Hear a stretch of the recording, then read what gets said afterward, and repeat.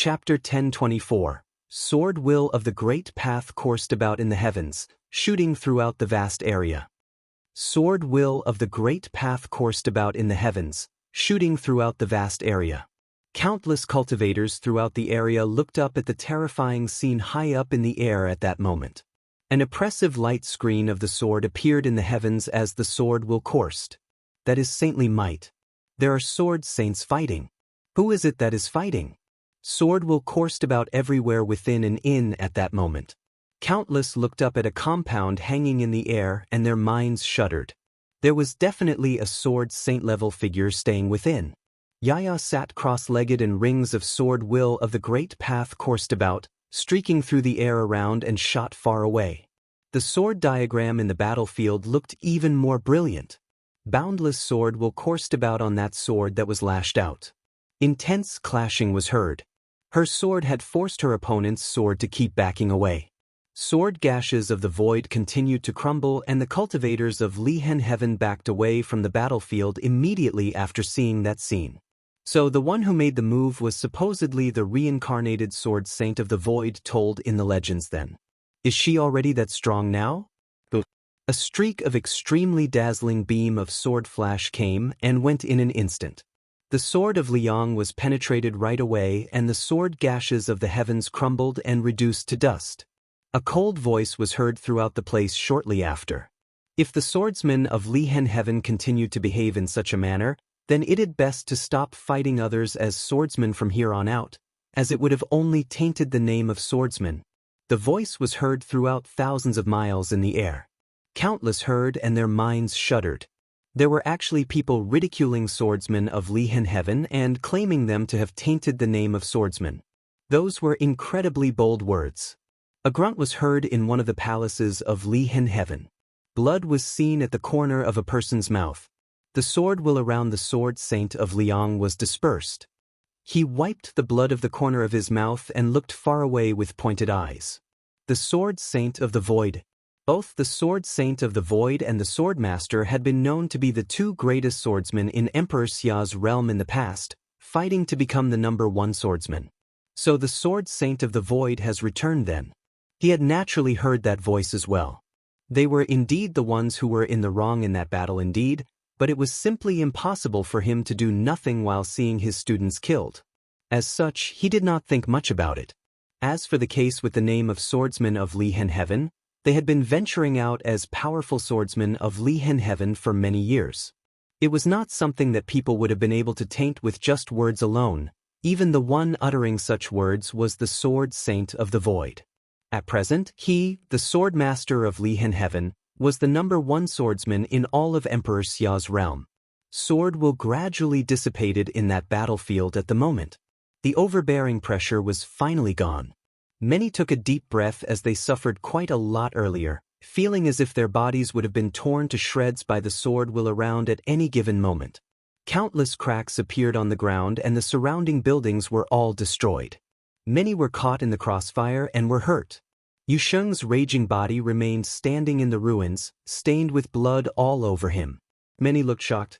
He was able to take one strike throughout the void by the sword saint and still remained standing. His physical body was seen to be insanely strong by those around. Even though the sword saint of Liang had only launched a strike remotely and had not been bringing his full power, it was nonetheless a strike imbued with the might of sainthood. If it had been common sages at the pinnacle of their training, they would have been rendered paralyzed on the ground even if they happened to survive. Yet, Yusheng was able to remain standing with blood all over him. It was a testament of the insane durability of his physical body. Many took a deep breath, as none of them had expected people from the 9 states of the lower worlds had actually been able to shame Lihen Heaven, the #1 holy land of the swordsmen in the upper worlds. The very moment the sword saint of Liang made a move, it had actually meant that Lihen Heaven had lost, and it was a crushing defeat in their part. The man from the 9 states had truly been powerful. Yusheng swept his cold eyes across. The ones from Lihen Heaven had already retreated when the 2 sword saints duked it out remotely. They suffered a crushing defeat, so much so that the sword saint of Liang had to make a move to save their lives. As such, they had no face to remain staying.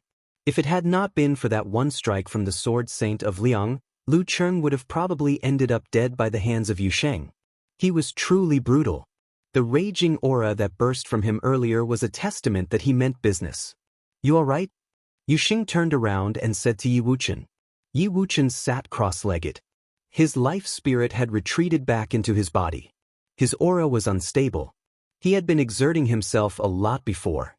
"I'm fine," Yi Wuchen looked the blood-stained Yu Sheng and said. He had not been strong enough.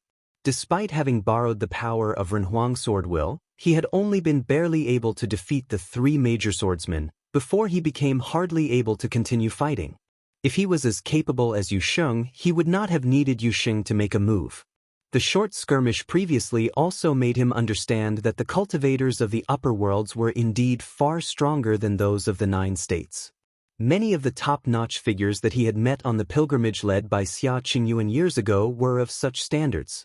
He was not all that talented, so he had to make up with hard work. The reason why he had been willing to give everything to meld the Renhuang sword will into his body was precisely so to enable him to grow stronger. However, the Renhuang sword will was simply too powerful. He had only been able to refine a small part of it despite having spent years at it, but it had nonetheless helped him a lot in furthering his swordsmanship. Yet, it was clear to him that he had a long way to go. Powerful sword will was sensed coming from afar. A sword came together with the wuxing, hovering in midair, and 2 figures were seen standing on it. Yet another sword saint? Everyone was shocked to see the old man riding the sword. What the hell is with today?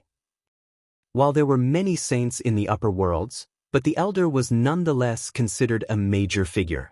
The other figure seen standing on the sword was of exceptional bearing. His hair was snow-white and he looked extremely handsome. His eyes were brimming with spirit and his white garb billowed in the air.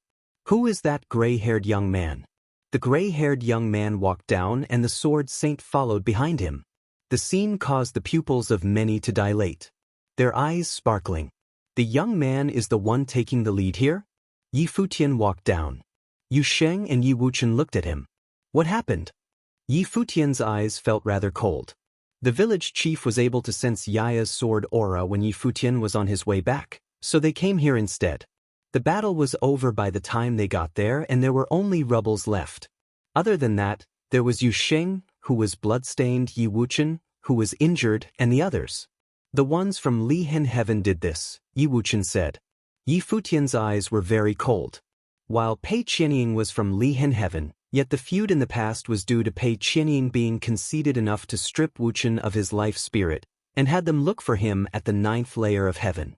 It was due to that he went about climbing the sky stairwell, beaten the Jiutian temple, and reduced Pei Qianying to a cripple.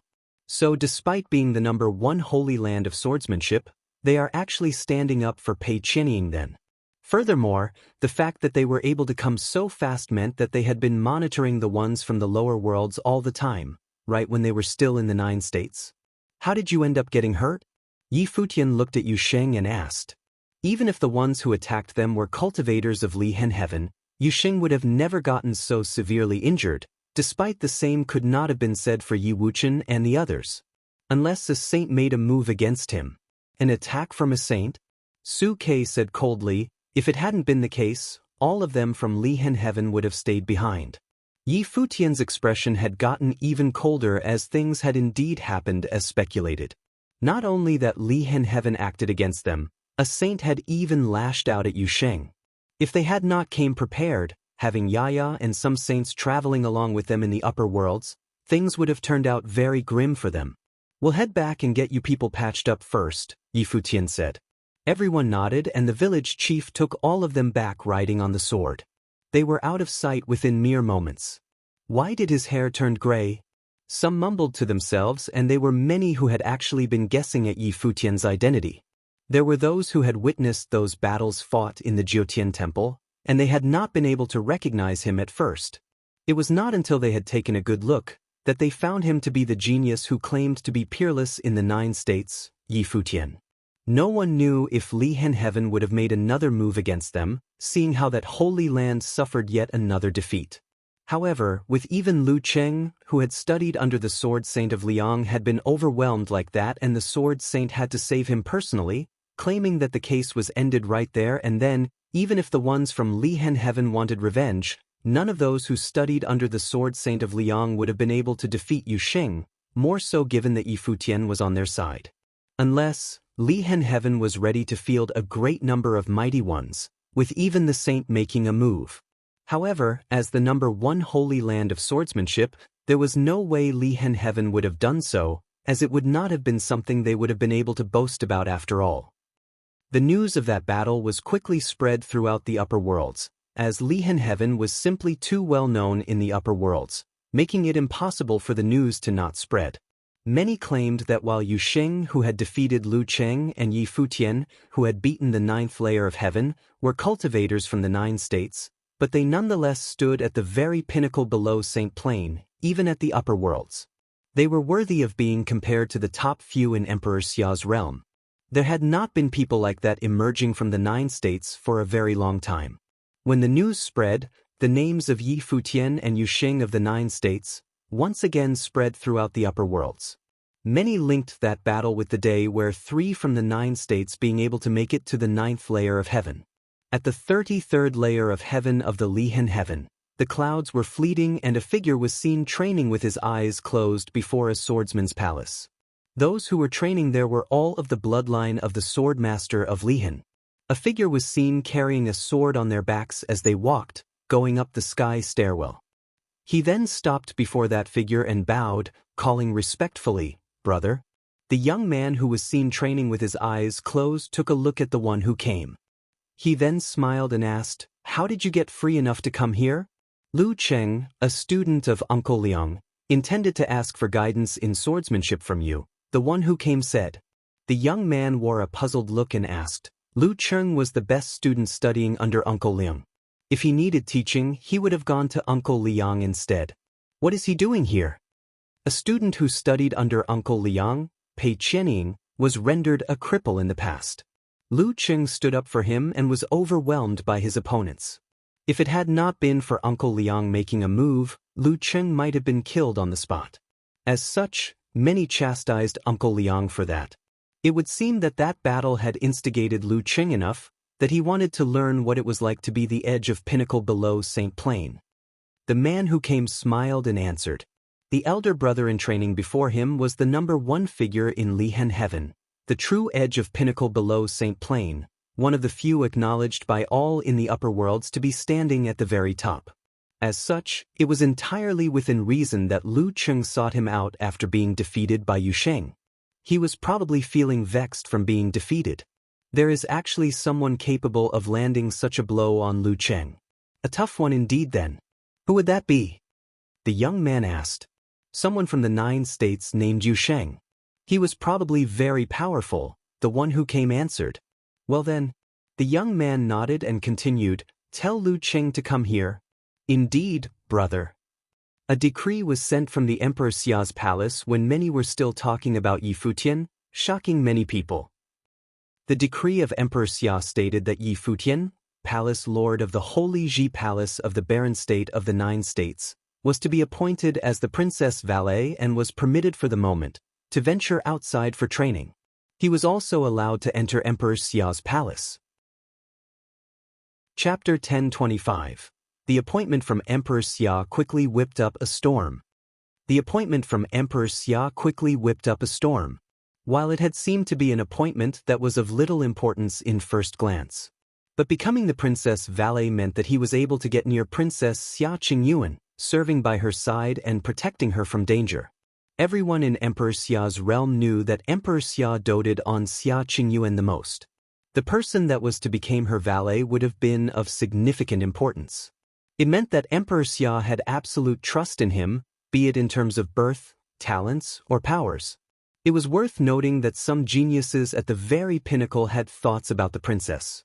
While they did not dare to show such thoughts in public, but that most beloved daughter of Emperor Xia was lauded to be the most talented in Emperor Xia's realm. While she had often appeared in men's clothing, yet it did not change the fact that she looked incredibly stunning. She was the princess born between Emperor Xia and the number 1 beauty in Emperor Xia's realm after that. There was no need to doubt about her appearance. No other young women in Emperor Xia's realm were deemed being worthy of being compared to Xia Qingyuan. No one would have batted an eye if Emperor Xia had appointed a saint from the previous generation to protect the princess, but the one appointed was none other than Yi Futian, who was said to be the most talented in the 9 states of the lower worlds. He served directly under Emperor Xia, and it was that he was very young and extremely handsome.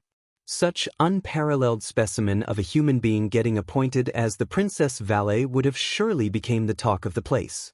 Furthermore, the timing of the appointment was very coincidental, as it happened when Li Henheaven had just clashed with the ones from the Holy Ji Palace who ventured to the upper worlds for training.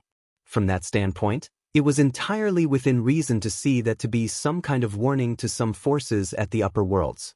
As such, regardless of how powerful such forces would have been in the upper worlds, they would have had to consider carefully if they wanted to move against Yi Futian. That appointment had far greater influence than when Yi Futian and the other two had beaten the Jutian temple back then. Many top-notch sages and saints would not have paid any attention to what happened in the Jutian temple, thus many more came to hear of Yi Futian's name at present. Furthermore, many would have known that he hailed from the Holy Ji Palace of the barren state of the 9 states at the lower worlds. He was a palace lord of a holy land at the lower worlds, one who served directly under Emperor Xia. While the upper worlds were also under Emperor Xia's rule, but forces like Li Henheaven did not serve directly under the emperor. That point resembled the like of the great Zhou sacred dynasty of the 9 states, which had a standing army and forces within the sacred dynasty's territory serving it. At that moment, clouds circled around a mountain. There were some buildings built in a scattered manner on the mountain. Spiritual qi around there was incredibly thick and the scenery was very beautiful, with flowing rivers and waterfalls, as well as towers and pavilions found all about the place, making the mountain incredibly elegant. Many went out for activities as soon as they had gotten to the upper worlds. Gu Donglu and Zhuge Mingyue went to find accommodations, as it was impossible for them to stay in inns where people were many and gossip flying about for prolonged periods. They found the villa as a result. There was a new plaque right outside the villa with 2 simple words on it: the cottage. Those 2 words were written personally by Yi Futian himself, and he was the one who named the villa. There was little need to explain why he had done so. The sword saint, Gu Donglu and the others recalled a lot of memories as they saw Yi Futian writing the words down. With the exception of their teacher and Shui Yi, his 4th brother, being absent, all of the other students of the cottage were there in the villa. Yi Futian stood quietly in the mountain at the moment, gazing at the scenery beneath. He had naturally received Emperor Xia's appointment and he knew what the emperor meant with such a decree. The emperor was protecting him. Wuchen had been surrounded and beaten by mighty ones from Li Henheaven, and Yusheng was injured by the sword saint of Liang. While Yi Futian was indeed angry, he did not let anger get to his head and headed to Li Henheaven right away, seeking revenge. He knew well how powerful Li Henheaven was and how powerful they were in comparison. His mind was clear enough to tell that even with Yaya present, if they were to clash with the number 1 holy land of swordsmanship without thought and armed with only that bit of power, they might have as well been walking to their graves. They were not at the 9 states, and he would not have been naive enough to think that Li Henheaven would have talked rules and honor with him, if he were to go to Li Henheaven seeking revenge. The sword saint of Liang had made a move against Yusheng after all. If he were to provoke Li Henheaven, he would not have known how he had even ended up dead, when the saint of the other party simply went out and cut him down. While Emperor Xia ruled over both the upper and lower worlds, yet most saints in the 9 states became saints by using sainthood resources of Emperor Xia. The holy lands of the 9 states were under Emperor Xia's debt, making them the direct orthodoxy of Emperor Xia. As such, the emperor had absolute control of them. His orders were absolute and nobody dared to disobey them. Anyone who dared wage a sacred war would have needed to play by the rules. However, things were different in the upper worlds. Forces like Li Henheaven trained entirely on their own, and they were powerful enough to have not borrowed any of Emperor Xia's powers. While they belonged to territories under Emperor Xia's rule, they were not considered serving directly under the emperor, and the emperor would not have interfered with their affairs much. If he were to clash with Li Henheaven and that Emperor Xia sided with him out in the open, allowing him to kill students of Li Henheaven, No top-notch forces would have continued wanting to expand and develop in Emperor Xia's realm then. Said top-notch figures would have left and headed towards other Renwang's realms for training. If such a thing were to happen, Emperor Xia's realm would have fallen into decline. As such, even Emperor Xia would have had to strike a balance, appointing him to be the princess valet, protecting him in a roundabout manner and preventing him from any mishaps in Emperor Xia's realm. A figure appeared quietly behind Yi Futian. It was none other than Lulan Shui. "How are things below the mountain?" Yi Futian asked. "Many people came often and some even wanted to challenge you, but were quickly sent home after Wuchen and the others overpowered them. Fewer and fewer came to disturb us in time, but this place had gotten very famous in the upper worlds," Lulan Shui said. Yi Futian nodded. The name of the cottage would have resounded throughout the upper worlds. He believed that it had nothing to do with him being appointed as the princess valet, and it was the power of the cottage itself. That was his vision for naming the villa, the cottage. "What is the glass saint doing now?" Yi Futian asked. She had been training in silence every day since she came to the upper worlds, thinking of nothing else, Lulan Shui answered. "Right?" Yi Futian nodded, and as he willed, a loud cry was heard. A dark golden condor dived from above, landing before Yi Futian with its wings flapping about. It was none other than the black-winged condor. "I'll go to the Emperor Xia's palace for a bit," Yi Futian said and stepped onto the black-winged condor, which took to the air immediately, and they were both out of sight soon. Having Emperor Xia's appointment meant that he no longer needed to fear for his own safety. Regardless of how capable Li Henheaven was, they would not have dared to offend Emperor Xia. After flying for several hours, Yi Futian arrived before the gates of Emperor Xia's palace. The guards saw him and bowed, saying solemnly, "Emperor Xia's orders stated that Guardian Yi shall be allowed to enter and exit Emperor Xia's palace as he pleased. There shall be no need for report. Please." "Thank you." Yi Futian nodded and brought the black-winged condor into the palace and headed for the princess residence. He had been there before and as such, he knew his way around. However, as soon as he entered the palace, a towering young man appeared before him. He stood there silently. The sun shone on his tanned skin and his eyes gazed far away. However, Yi Futian nonetheless felt that the young man was waiting for him. "Yi Futian." The towering figure turned his eyes around and glanced at Yi Futian. He actually felt vague, yet extremely powerful pressure emanating from that young man. The man was incredibly powerful. At the very least, he was considerably more powerful than Jia of the 9 states. Anyone who was able to show up in such a place would have been of exceptional status. "What business do you have with me, if I may ask?" Yi Futian asked calmly. "His Majesty had appointed you personally, and I hoped that you would not bring shame to such an honor." That figure kept his eyes on Yi Futian, looking somewhat jealous. He then walked from Yi Futian's side. Every single step he took made Yi Futian feel as if the pressure had grown stronger. Yi Futian frowned, yet he did not end up saying anything. He continued forward without knowing who that was. He was reluctant to stir trouble within Emperor Xia's palace. There were naturally people guarding the princess training ground. He was allowed inside after reporting, and soon, Yi Futian saw Xia Qingyuan. Xia Qingyuan looked at him and said coldly, "It was not my idea." Yi Futian was dumbfounded, wearing a puzzled look. "Are you talking about my appointment, princess?" Yi Futian asked. He had never thought about things from her perspective, and he naturally knew that it was the emperor's own idea.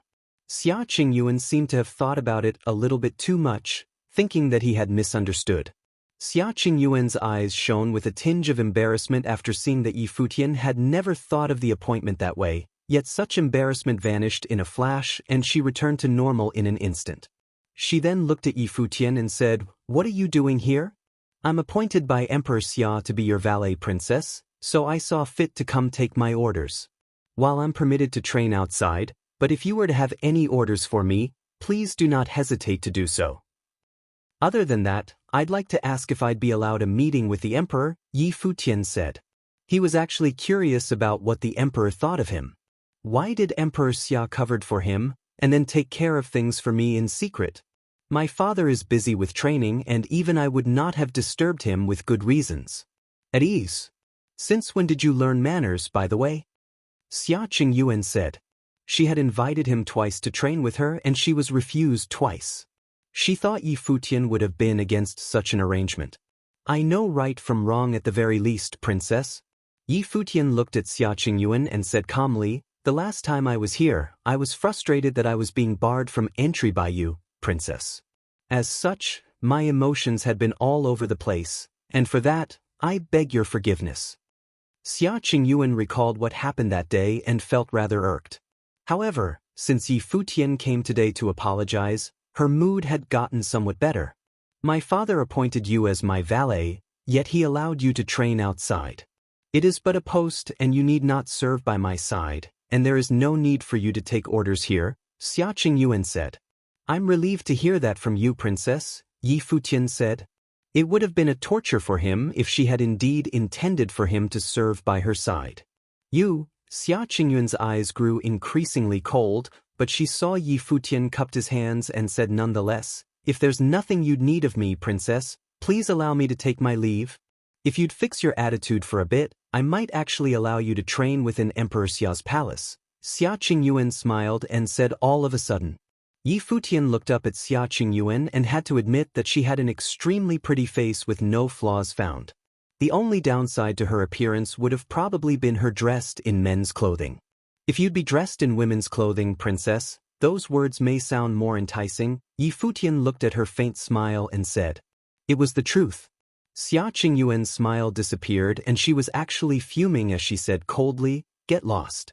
I shall take my leave, Yi Futian said to Xia Qingyuan with his hands cupped, before turning around and left. Xia Qingyuan clenched her fists as she saw him leave.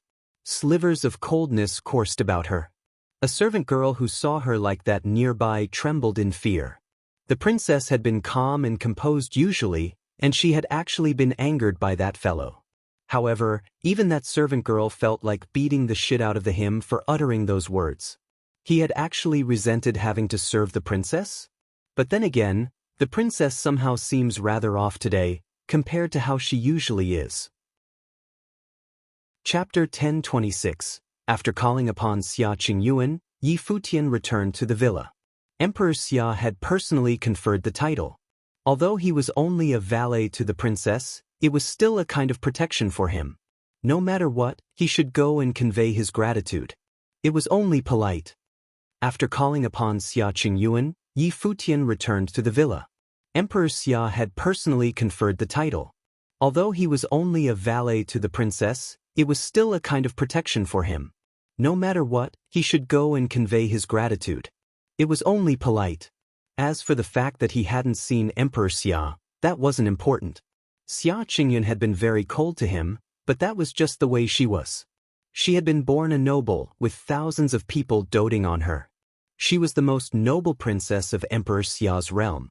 Indeed, no one was worthy of her notice. But in fact, Yi Futian knew that Xia Qingyuan had a sharp mouth but a soft heart. Back at the imperial mausoleum, her attitude had changed after he had beaten her. She had not been as cold and unattainable as she had been the last 2 times he had seen her. Instead, she had spoken to him as an equal, showing him the respect he was due as a victor. He remembered the first time he had seen her was at Saint Xia's feast in the summer state. All she had said to him was that one sentence about following her to the trials. After he had refused, she had ceased to acknowledge his existence. And now she would be angry at his rebuttal. Pretentiousness and anger reflected 2 different kinds of attitudes. Yi Futian understood this well, so he was still somewhat grateful to Emperor Xia and Xia Qingyuan. Was he not one of their people, at least for now? In the villa, the people from the cottage had been low-key for the past few days. Many people were watching their movements, but Yi Futian and the others didn't do anything. At that moment, Yi Futian was reading some classics that recorded some of the top figures of Emperor Xia's realm in the area around Qingshan. Since he had come to the upper realms, he definitely had to know these kinds of things. Lulan Shui stood beside him and selected useful books for him to read. Over the years she had grown used to serving Yi Futian, and she always did her best. She had not cultivated to a very high level, but she had just become a sage. There are many powerful figures in Emperor Xia's realm, but Emperor Xia's power is almost enough to easily control the upper and lower realms by himself, whispered Yi Futian. Emperor Xia had absolute authority within his realm. This was normal, of course. He had cultivated up to the Renhuang level. Lihen Heaven, which Yi Futian was familiar with, and Jiutian Temple were top forces in Emperor Xia's realm. There was also the young man Qin Qi who he had defeated at Jiutian Temple. The Qin Palace that he belonged to was also a top force. And Emperor Xia commanded 8 saint generals. All of them were extremely powerful, especially their leader, the one who stood above all others except Emperor Xia himself. Each of the 8 generals commanded a vast army and were under Emperor Xia's direct command. Besides them, there were also Renhuang's guards in Emperor Xia's palace, as well as some secret forces. In addition to the forces under his direct control, there were also some top powers that were very close to Emperor Xia. For example, Divine Cloud Valley was the foremost holy land for armorers in Emperor Xia's realm, and their palace lord was known as the best armorer. He was highly respected and had once been Emperor Xia's royal armorer. Therefore, Divine Cloud Valley had a special status in Emperor Xia's realm and was very close to Emperor Xia himself. There was also the foremost beauty of Emperor Xia's realm, Queen Xiao, who was Xia Qingyuan's birth mother. Her family was also a top force. Many powerful figures had appeared in her family in this generation, with infinite potential. And with Queen Xiao and Princess Xia Qingyuan in Emperor Xia's palace, it could be said to be a golden age for the Xiao family. So they had a special status as well. Yi Futian sighed inwardly. The holy lands of the 9 states would not even be worth looking at in this realm, other than the ones who had cultivated to the peak, such as the old sword saint of the void and the great shaman who was now number 1 on the saints' ranking. It was said that the great shaman was now in Emperor Xia's palace. Has Lihen Heaven made any moves? Yi Futian asked Lulan Shui as he closed the book. After the battle, a title was given, so Lihen Heaven probably won't cause a disturbance. But soon after there was some news going around about Huang Jiuge and Yi Wuchen, about Renhuang's inheritance and Renhuang's sword. It seems that someone deliberately leaked this news to make people watch them. I don't know whether or not it was Lihen Heaven that did this, said Yi Futian. This was no secret, many people knew it, but if someone did something to add fuel to the fire, it would attract a lot of attention. Yi Futian nodded slightly. Renhuang's inheritance did indeed have a lot of appeal. Emperor Xia had certainly given out the title in a timely fashion. After Yi Futian got up and left, he walked to the back of the mountain. A terrible sword will was in front of the cliff there that chilled him to the bone. Neither he nor Lulan Shui had ever experienced a chill like that. There were 2 figures beside the cliff. One was a beautiful woman, sitting cross-legged as she cultivated. Beside her, another woman was standing, seemingly guiding the cross-legged woman's cultivation. A strange look came over Yi Futian's face when he saw this.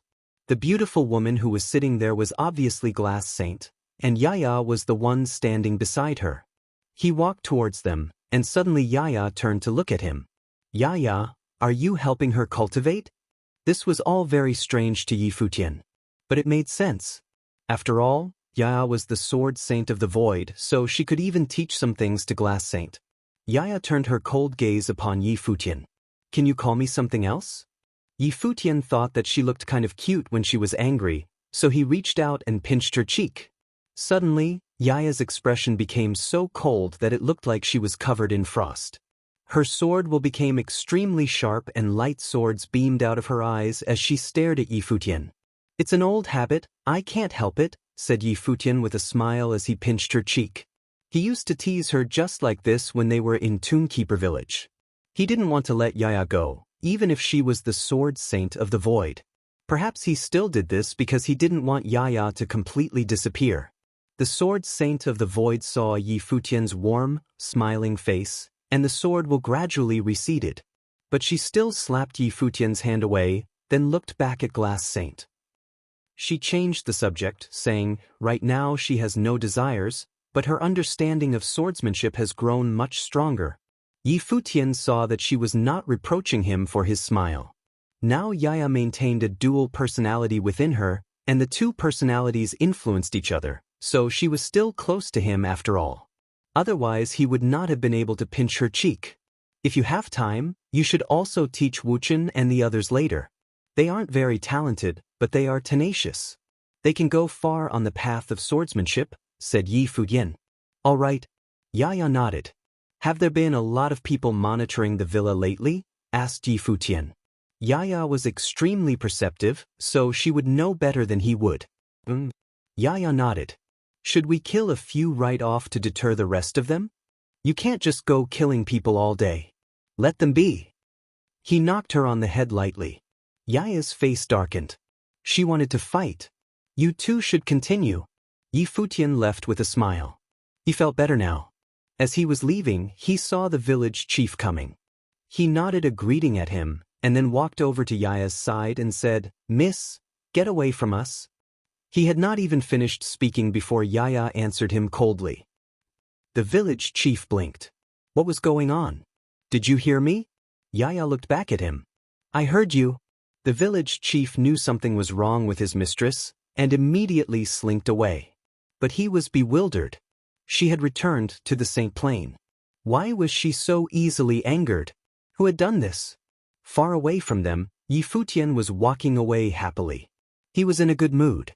The next few days passed by in the blink of an eye. Yi Futian spent the time cultivating quietly. Qin Zhuang came up beside him. Yi Futian opened his eyes and asked, "What is it?" Qin Zhuang stepped forward and handed him a map with writing on it. It seemed to be a detailed introduction to a holy land. Is this information about Tianji Pavilion accurate? Asked Yi Futian. Qin Zhuang nodded. There shouldn't be any errors. What did you pay for this? Asked Yi Futian. A divine implement, answered Qin Zhuang. How heartless. They sold out their employer in the blink of an eye. And we will be able to get back more than one divine implement for this. Yi Futian smiled coldly. He stood up, his silver hair flying behind him, and said, "Go and tell Ya, Glass Saint and the village chief. It's time to set out." Yes, sir. Qin Zhuang left to carry out his order. Yi Futian looked off into the distance with cold eyes. Just because he couldn't move against Lihen Heaven didn't mean other forces were safe. Since so many people were watching, he would set an example for them. In Juing Palace, the splendid holy land of swordsmanship, although Pei Qianying had been defeated, it did not affect their vitality. Many swordsmen were cultivating there. Right now the Juing Sword Saint was cultivating with his top lords. He opened his eyes and frowned as Pei Qianying walked over to him. He seemed unhappy. What is it now? Father, is Lihen Heaven really giving up so easily? Said Pei Qianying. He knew that his father was annoyed with him. After all, he had been ruined. He may have shown him sympathy a few times, but after such a long time his sympathy had gradually disappeared and turned into annoyance. The seeds have been planted. This is just a temporary calm. Sooner or later things will erupt. What are you worried about? The Juing Sword Saint answered coldly. He has been named the princess's valet. Emperor Xia is deliberately protecting him. Can we still act against him? Pei Qianying's face grew ugly. He wasn't stupid. Emperor Xia had given him a title, so now Lihen Heaven had to restrain themselves. Given the character that he showed when he broke through the 9 layers of heaven, even if we let the matter drop, he certainly will not. All we have to do is be patient, said the Juing Sword Saint. Should we wait until he is a saint? Even if he does something rash, he still won't attack us directly. Why not take advantage of his weak? Pei Qianying started. Enough, interrupted the Juing Sword Saint. His eyes were cold as he stared at him. In that battle, the Sword Saint of the Void struck out, and the Sword Saint of Liang's sword will was cut. Did you not know this? How can we show our face now? Pei Qianying paled, and he said in a trembling voice, You are afraid, father? The Juing Sword Saint stood up. His eyes were sharp as he stared at Pei Qianying. Pei Qianying despaired when he saw the look in his father's eyes. I'm sorry for disturbing your cultivation, father. On saying so he turned and left. The Juing Sword Saint watched him leave. He was in a foul mood, but it had been a good thing that he had not shown his face last time, and instead had worked behind the scenes all along. Chapter 1027. At the top of Juing Palace, Swordwolf flowed through an ancient hall. The Juing Sword Saint sat with his eyes closed in cultivation. At the top of Juing Palace, Swordwolf flowed through an ancient hall. The Jewing Sword Saint sat with his eyes closed in cultivation. Having cultivated to this level, it was extremely difficult for him to advance anymore. It required perseverance, concentration, a firm state of mind, and outside luck in order to have a chance of moving forward. The Jewing Sword Sage had been disturbed these past few days due to Pei Qianying, and it had affected his cultivation. Now he needed to let go of distracting thoughts. The conflict between Yi Futian and Li Henheaven had ended. In the future they would deal with him without having to spend too much energy on it. Sword will float around his body. Brilliant light shone through the hall like a wonderful sword matrix. The Jewing Sword Saint gradually calmed down. But at that moment his eye twitched slightly. He suddenly felt uneasy. He felt that something was about to happen. "What is going on?" he whispered to himself. As a saint, he would sometimes sense mysterious things going on in the world, or would have premonitions. His current unrest obviously had not come out of thin air. It was highly likely that something was about to happen. He opened his eyes and his spiritual will spread out in all directions through the hall. He quickly felt an incredibly strong sense of danger. His heart beat rapidly as he faintly felt something in the distance. His spiritual will continued to spread out in all directions. Suddenly his heart began to beat even faster. The sky was filled with flowing sword wills. A massive sword diagram filled the air, and in the center of it endless sword wills gathered together, forming a sword power that could swallow up and destroy everything. This isn't good. The Jewing Sword Saint flashed up into the sky. But in the next moment a beam of light appeared in the center of the sword diagram, locking his body in place. "Get out of here quickly!" the Jewing Sword Saint yelled. All of Jewing Palace trembled. Everyone's hearts were beating wildly. They did not even react, they just looked up into the sky. The Jewing Sword Saint gathered all of his sword will into a divine sword. His body turned into thousands of images of swords. Brilliant light shone down. Another sword diagram appeared that covered the sky.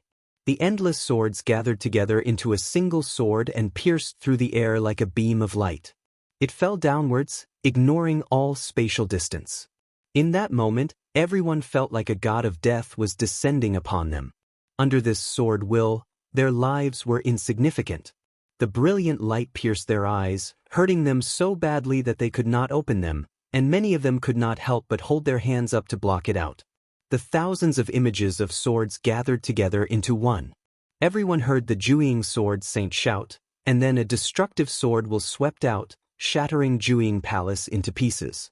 Everyone in Jewing Palace was now soaked in sweat, and their terror was plain upon their faces. They looked towards the Jewing Sword Saint. He stood in the air with blood streaming from his mouth and his long hair flying chaotically in the wind. His aura was weak, and he did not look good at all. He had been badly wounded. Below him, the hall had been pierced through by a sword and shattered to pieces.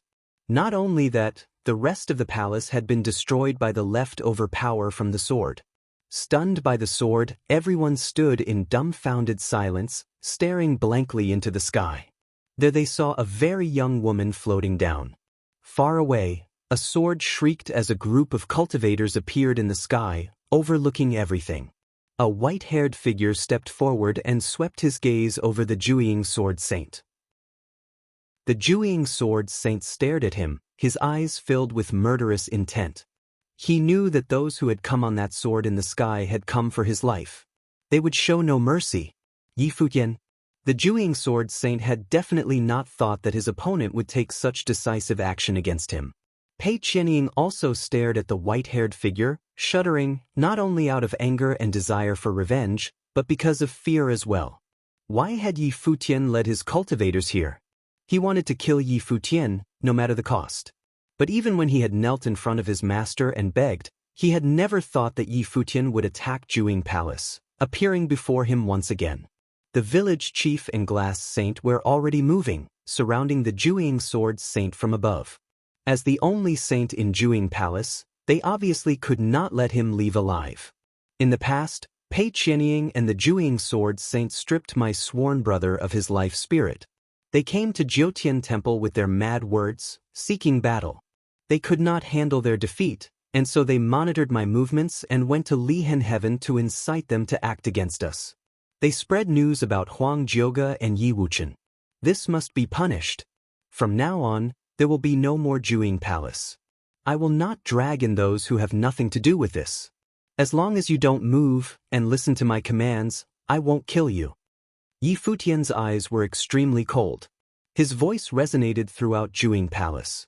Many people flashed outside of Juing Palace.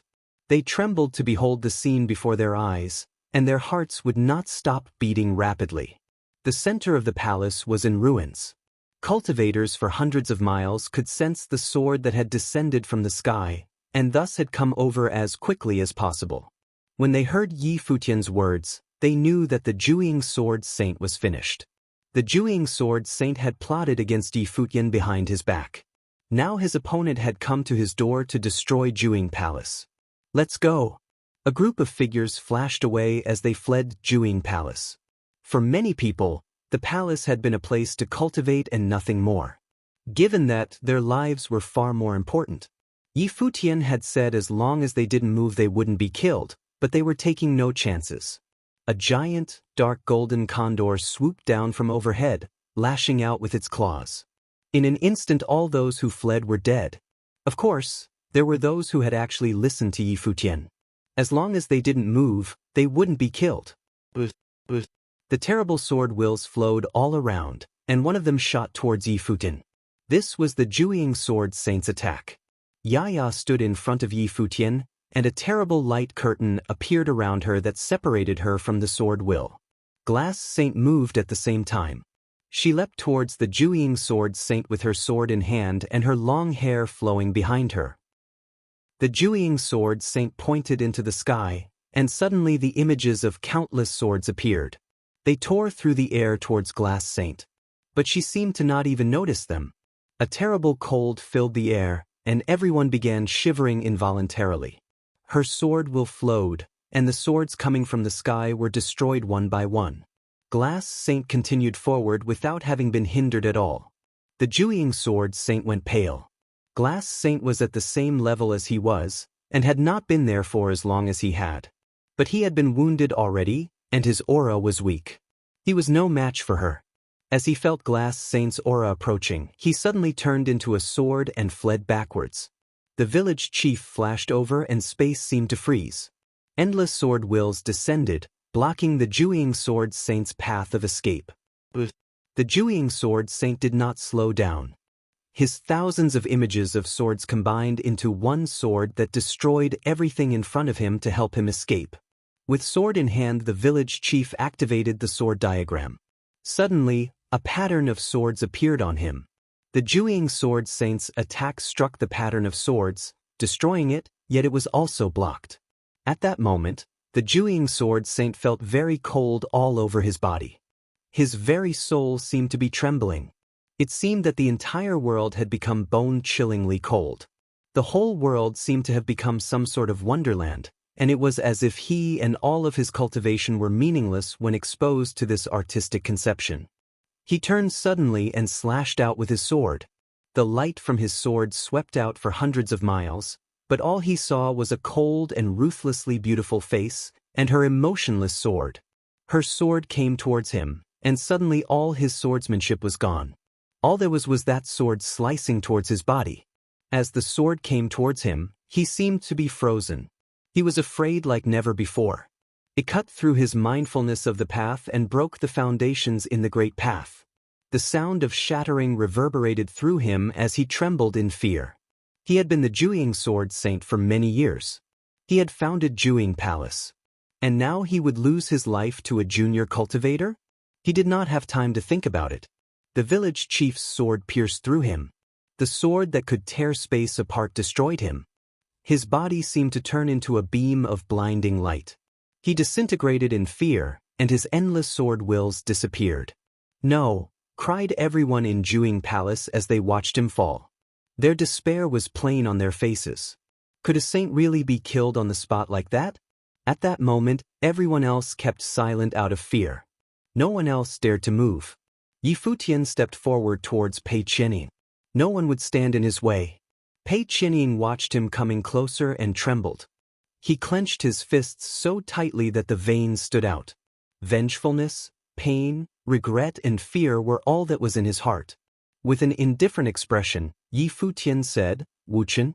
Yi Wuchen understood what he meant. He stepped forward with an extremely powerful sword will towards Pei Qianying. In the past, Pei Qianying had ordered him to be stripped of his life spirit. He had been so arrogant, and they had to wait so long to fight him at Jiutian Temple. As he watched Yi Wuchen coming towards him, Pei Qianying screamed and rushed up into the air towards him. A dazzling light bloomed from Yi Wuchen's eyes as his sword spirit appeared, a golden sword will that could destroy anything.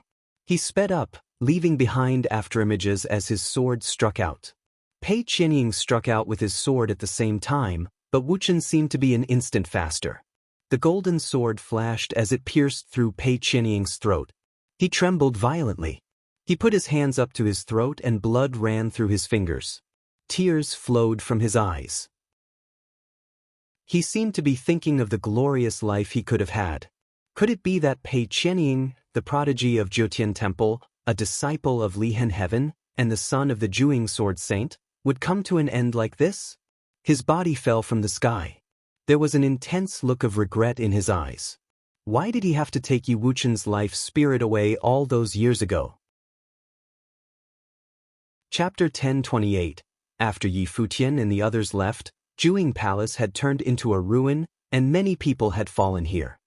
After Yi Futian and the others left, Juing Palace had turned into a ruin, and many people had fallen here. Everything in Juing Palace was also looted. Many people stood above the ruins, and their hearts were extremely chaotic. Just like this, Juing Palace was destroyed. Even though Juing Palace was not considered a top holy land, but there was still a Juing Sword Saint whose strength was not inconsiderable. In this area, Juing Palace enjoyed extremely fame and popularity. And all of this was because of Pei Qianying. However, who would have ever thought that Pei Qianying's transgression toward a person from the lower worlds would cause such great chaos and even brought disaster to Juing Palace? When Pei Qianying stripped the life spirit of Yi Wuchen and threatened to wait for Gu Donglu and the others at the 9th layer of heaven, no one had thought anything of it, as if that was the way it should be. The world of cultivation was a cruel one. If the people of the lower worlds were not strong enough, they had no right to compete for the sword will of Renhuang. However, Yi Wuchen's good friend, that unparalleled white-haired palace lord from the 9 states, Yi Futian, whose action was so decisive and yet peremptory. Back then, he went directly to the 9th layer of heaven, publicly disabled the life spirit of Pei Qianying and ended his road of cultivation. Today, he destroyed Juing Palace. His action was like thunder. There was no letter of declaration, not even any words were uttered. The Sword Saint of the Void simply engraved the matrix in the sky, unleashed the swords from the sky, and heavily injured Juing Sword Saint, blocking any chance for him to escape. How decisive and brutal it was. He had not been named as the valet of the princess for long, and he had already destroyed a holy land. It was unimaginable. The news spread quickly, and people came continuously, and they all witnessed the condition of Juing Palace. Even some principality of the Holy Lands had arrived. After a long while, a figure appeared in the sky above Juing Palace. A woman among them looked frosty, cold to the extreme, and said icily, "How did he dare?" The disciples of Lihen Heaven. Someone looked at the group of people. The woman who had spoken was Feng Shao of Lihen Heave, the senior sister of Pei Qianying. As of now, the body of Pei Qianying was still underneath, killed by a sword through his throat. Many people were thinking, what did Lihen Heaven think of all these? In this matter, Lihen Heaven also played a pivotal role. Yi Futian slayed the Juing Sword Saint, because Juing Sword Saint and Pei Qianying urged Lihen Heaven to get involved in this mess. What was more, the relationship between Lihen Heaven and Juing Palace was extraordinary, and Pei Qianying was a disciple of Lihen Heaven. Not only that, in fact, the Juing Sword Saint had a long history with Lihen Heaven. Juing Sword Saint used to be a disciple under a superb master in Lihen Heaven, and later had the opportunity to prove the divine path and thus created Juing Palace. And because of this relationship, Juing Sword Saint was able to discover the talent of Pei Qianying, and sent him to Lihen Heaven and valued him greatly. Now that Juing Palace was destroyed, perhaps Lihen Heaven could also feel the rage from Yi Futian. Not long ago, it was the people of Lihen Heaven who had their hands on Yi Futian. If Yi Futian did not have enough strength, perhaps the one that ended up being destroyed would not be Juing Palace. Junior sister, let's go back and report it to the master, Emoli said to Feng Xiao. Feng Xiao's eyes were very cold, but still she nodded, and the two left together. Yi Futian, because of Emperor Xia's conferral, had become so fearlessly arrogant. After the news came out, many people had a deeper impression of Yi Futian. The cultivators who often appear in the cottage also left, dared not to stay in the vicinity to monitor Yi Futian's movements any further. The shock of the destruction of Juing Palace was clearly observed. Many people were waiting on the reaction of Lihen Heaven, and many speculated if Wang Chuan, disciple of Lihen Heaven, would come down from the mountain. Back then, at the battle of the 9th layer of heaven, after Yu Sheng's forceful crush of Lu Cheng, coupled with the reputation of Yi Futian in the 9 states, to want to absolutely suppress Yi Futian was something perhaps only the first person of Lihen Heaven who enjoyed great reputation below the Saint Plain, the heir apparent of the sword master of Lihen, Wang Chuan himself, could possibly achieve. Since Emperor Xia had conferred Yi Futian personally, it was destined that Lihen Heaven could not throw its weight around to bully them.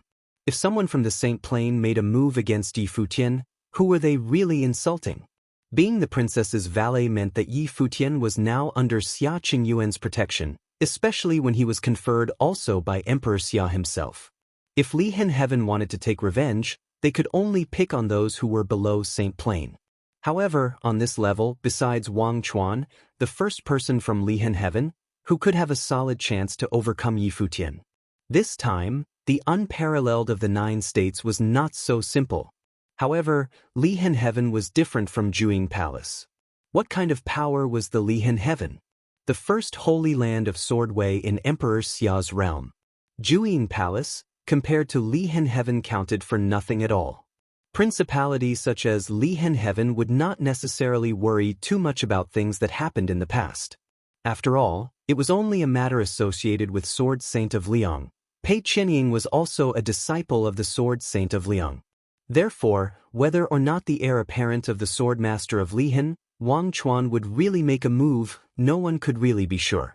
Just when everyone was guessing and debating, the heat of the matter gradually cooled, and the Emperor Xia's realm was getting busy to usher in another event, one that caught the attention of the entire Emperor Xia's realm.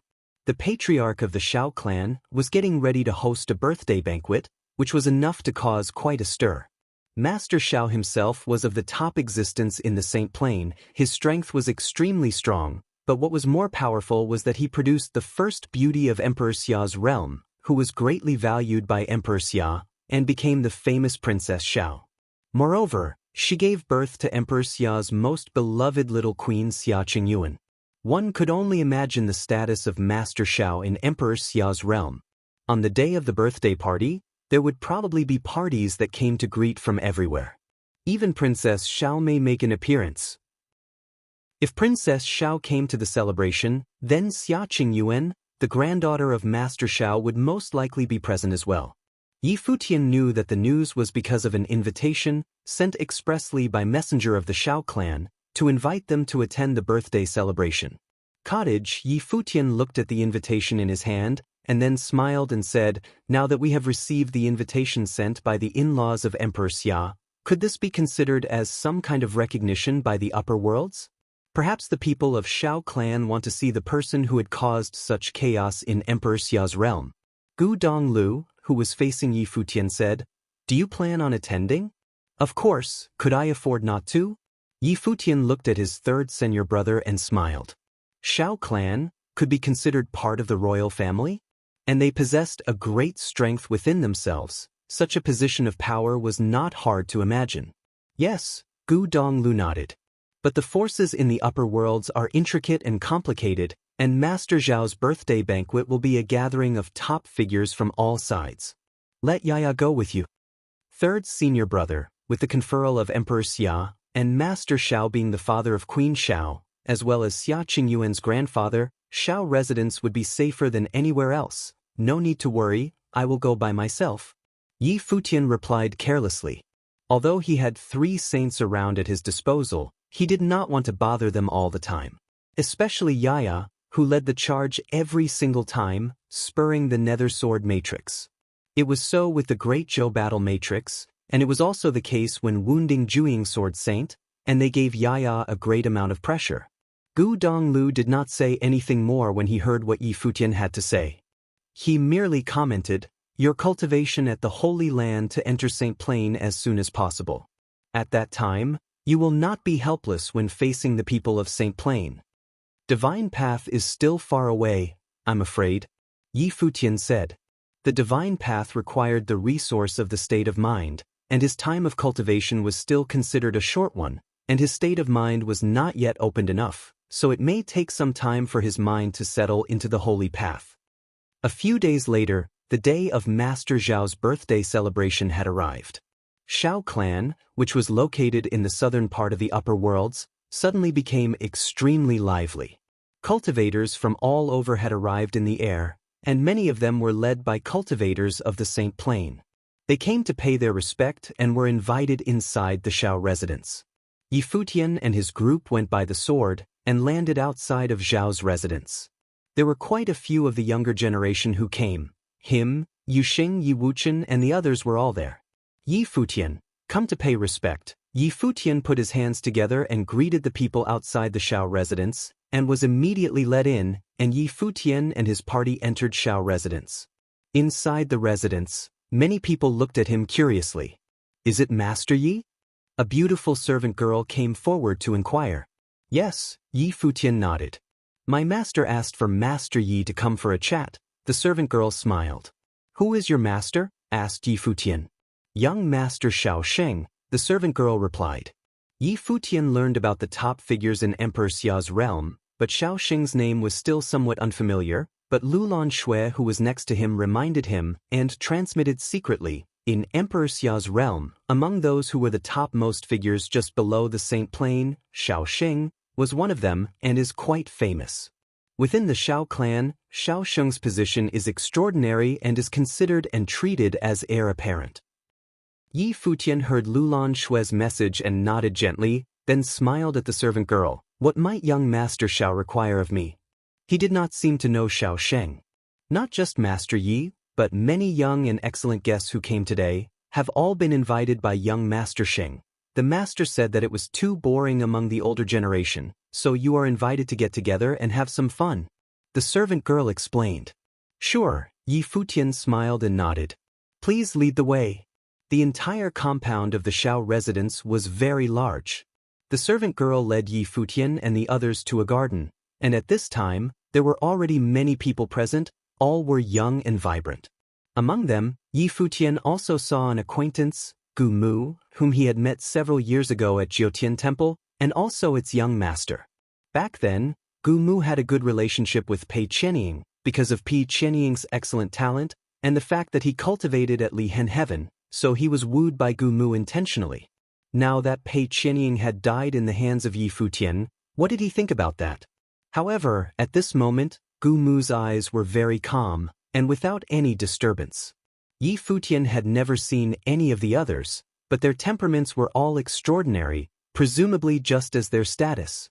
At the moment when Yi Futian arrived, everyone's eyes were focused on Yi Futian. Now Yi Futian's reputation in the upper worlds was considerable, especially among his peers. As the host, Shao Sheng's gaze also fell on Yi Futian. He wore a blue robe with a faint smile in his eyes, appeared extremely handsome. Chapter 1029, Shao Sheng, Shao Clan's Pulse, Princess Zhao's nephew, Shao Qingyuan's cousin. Shao Sheng, Shao Clan's Pulse, Princess Zhao's nephew, Shao Qingyuan's cousin. Never mind his God-given talent, just this status alone was something few could match in Emperor Xia's realm. Emperor Xia was his uncle by marriage. This kind of background was enough to be the envy in Emperor Xia's realm.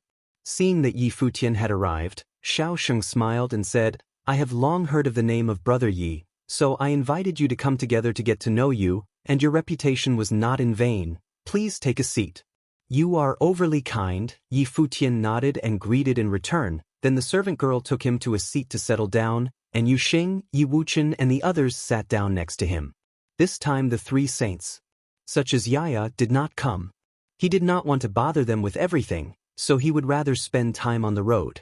After Yi Futian sat down, he glanced at the others in the other direction, and heard a cold voice that spoke, "A mere imperial bodyguard, what qualification does he have to be seated as the main guest? Young Master Xiao is too kind to him." Yi Futian looked at the person who spoke, and saw Feng Xiao and the Mo Li of Lihen Heaven, but the person who spoke was not neither one of them, but a cultivator who sat below them. The disciples of Lihen Heaven were sitting in the main position, and those other ones were sitting in the second place, faintly seemed to be led by Lihen Heaven. Lihen Heaven, being the first holy land of Sword Wei, had many powerful connections within Emperor Xia's realm, and was also the first choice of swordsmen in Emperor Xia's realm. Many swordsmen who were able to enter Lihen Heaven to cultivate were themselves quite extraordinary, born of holy principalities, such as Pei Qianying, who was from Juyin Palace. The grudge between Yi Futian and Lihen Heaven would be commented on by those who were attached to Lihen Heaven, which was to be expected. Yi Futian didn't even bother to respond, but Yuxing turned his attention and glanced indifferently at the person who spoke. "He's the palace lord of the Holy Ji Palace of the 9 states under Emperor Xia's jurisdiction, Baron State that rules all 9 states. What of you?" The man stared at Yuxing, only to see the arrogance in his eyes, revealing a strong oppressive force, which made it difficult for the others to look him straight in the eyes. There was a faint aurora of the sword in his eyes, and he did not avert his gaze from Yuxing. "This is the upper worlds, not the lower 9 states. What about the upper worlds?" Yuxing was now full of great and intimidating demonic magic and said, "Little mice who needed the intervention of saints to save their puny lives dare to make a sound? You?" The man looked awkward, but was unable to refute. In the battle of that day, if it was not because the sword saint of Liyang intervened, the swordsmen of Lihen Heaven could really have been finished there.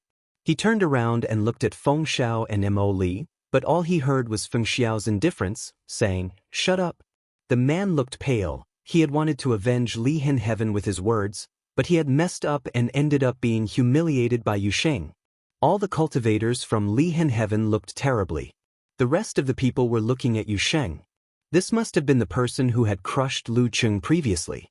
He had also followed Yi Futian to break through the 9th layer of heaven together and entered the Jiutian ranking. "Today is my grandfather's birthday banquet, so I invited everyone for a get-together and get to know each other. There is no need to hurt each other's feelings." Xiao Xing said gracefully and was full of smiles. "How about young Master Xiao introduced to Palace Lord Yi the guests of today?" Feng Xiao did not continue the attack toward Yi Futian. She knew that she wouldn't win. After all, now the combative power between Yi Futian and Yuxing probably far surpass her, unless senior brother Wang Chuan would come down from the mountain. Right now, Lu Cheng was cultivating hard under Wang Chuan, trying to comprehend the power that was below Saint Plain, probably because he wanted a chance to avenge the humiliation he suffered before. "Sure," Xiao Xing nodded. "There is no need for me to introduce Brother Yi, as you are well known to everyone. I will introduce to you the people who are present today." As Xiao Xing was speaking, he looked at the person in the direction of his left. There was a young man with an outstanding temperament, whose skin was as delicate as that of a woman. He wore a simple robe with very beautiful hand and 10 long fingers. His eyes were full of spirits. "You must have heard of the 8 sacred generals in Emperor Xia's realm? This is the son of Sacred General Yin Yen." Xiao Xing introduced. Yi Futian nodded slightly. He had learned of the 8 sacred generals not long ago. The 8 sectors of the Emperor Xia were ruled by 8 sacred generals. They were the main force under the Emperor Xia. The 8 sectors were Heaven, Earth, Qian, Kuan, Do, Monster, Yin, and Azura. The 8 sacred generals were extremely powerful, and they were all stand at the top of Saint Plain, fighting for Emperor Xia and defending the Emperor Xia's realm. Yin Yen was very beautiful and smiled and nodded at Yi Futian. Gongsun Zhong, of Divine Cloud Valley. Xiao Xing introduced another person to the right, the premier armorer of Emperor Xia's realm. The Valley Master of Divine Cloud Valley was surnamed Gongsun. Gongsun family was the most direct line of descendants of Divine Cloud Valley, so there was no need to further explain the importance of Gongsun Zhong's status. Gu Mu of Jiutian Temple, Xiao Xing pointed to Gu Mu. We have met. Gu Mu smiled and nodded slightly to Yi Futian, as if he paid no mind to the death of Pei Qianying. Jiutian Temple was the top force in Emperor Xia's realm, and Gu Mu was the heir apparent of Jiutian Temple. He would never lightly become the enemy of a man who had infinite potential. In the past, Pei Qianying cultivated at Lihen Heaven Days, just to deal with Yi Futian of the lower worlds, so he was naturally on his side. But now, Pei Qianying was a lost cause and Juing Palace was destroyed. Why would he stand up against Yi Futian because of a dead man? Xianyuan Palace, Xianyuan, Shaoxing continued to introduce. Yi Futian looked at a strapping young man who wore an impressive golden robe. The other also glanced at him, his eyes showing neither surprise nor awe. From those eyes, Yi Futian could see an extremely strong pride without concealing it. Yi Futian thought of the introduction of Xianyuan Palace in the books, and was not surprised. Xianyuan Palace. Now Emperor Xia's realm stood at the top of the power, but an even more brilliant past belonged to the history that was Xianyuan Palace. Once upon a time the descendants of Xianyuan Emperor were the real descendants of Renhuang, the Renhuang that was before Emperor Xia. It was only after the fall of the Xianyuan Emperor that the Xianyuan clan went into decline, but even so, the name of Xianyuan was still extremely respectable. There is no need for me to introduce Lihen Heaven. Shaoxing smiled and pointed to a young man clad in Taoist garb decorated with yin and yang fish. The appearance of this young man was unremarkable. His eyes were long and narrow, giving an impression of shrewdness. Before Shaoxing could make the introduction, the young man took the initiative and smiled at Yi Futian. Tianji Pavilion, Mo1.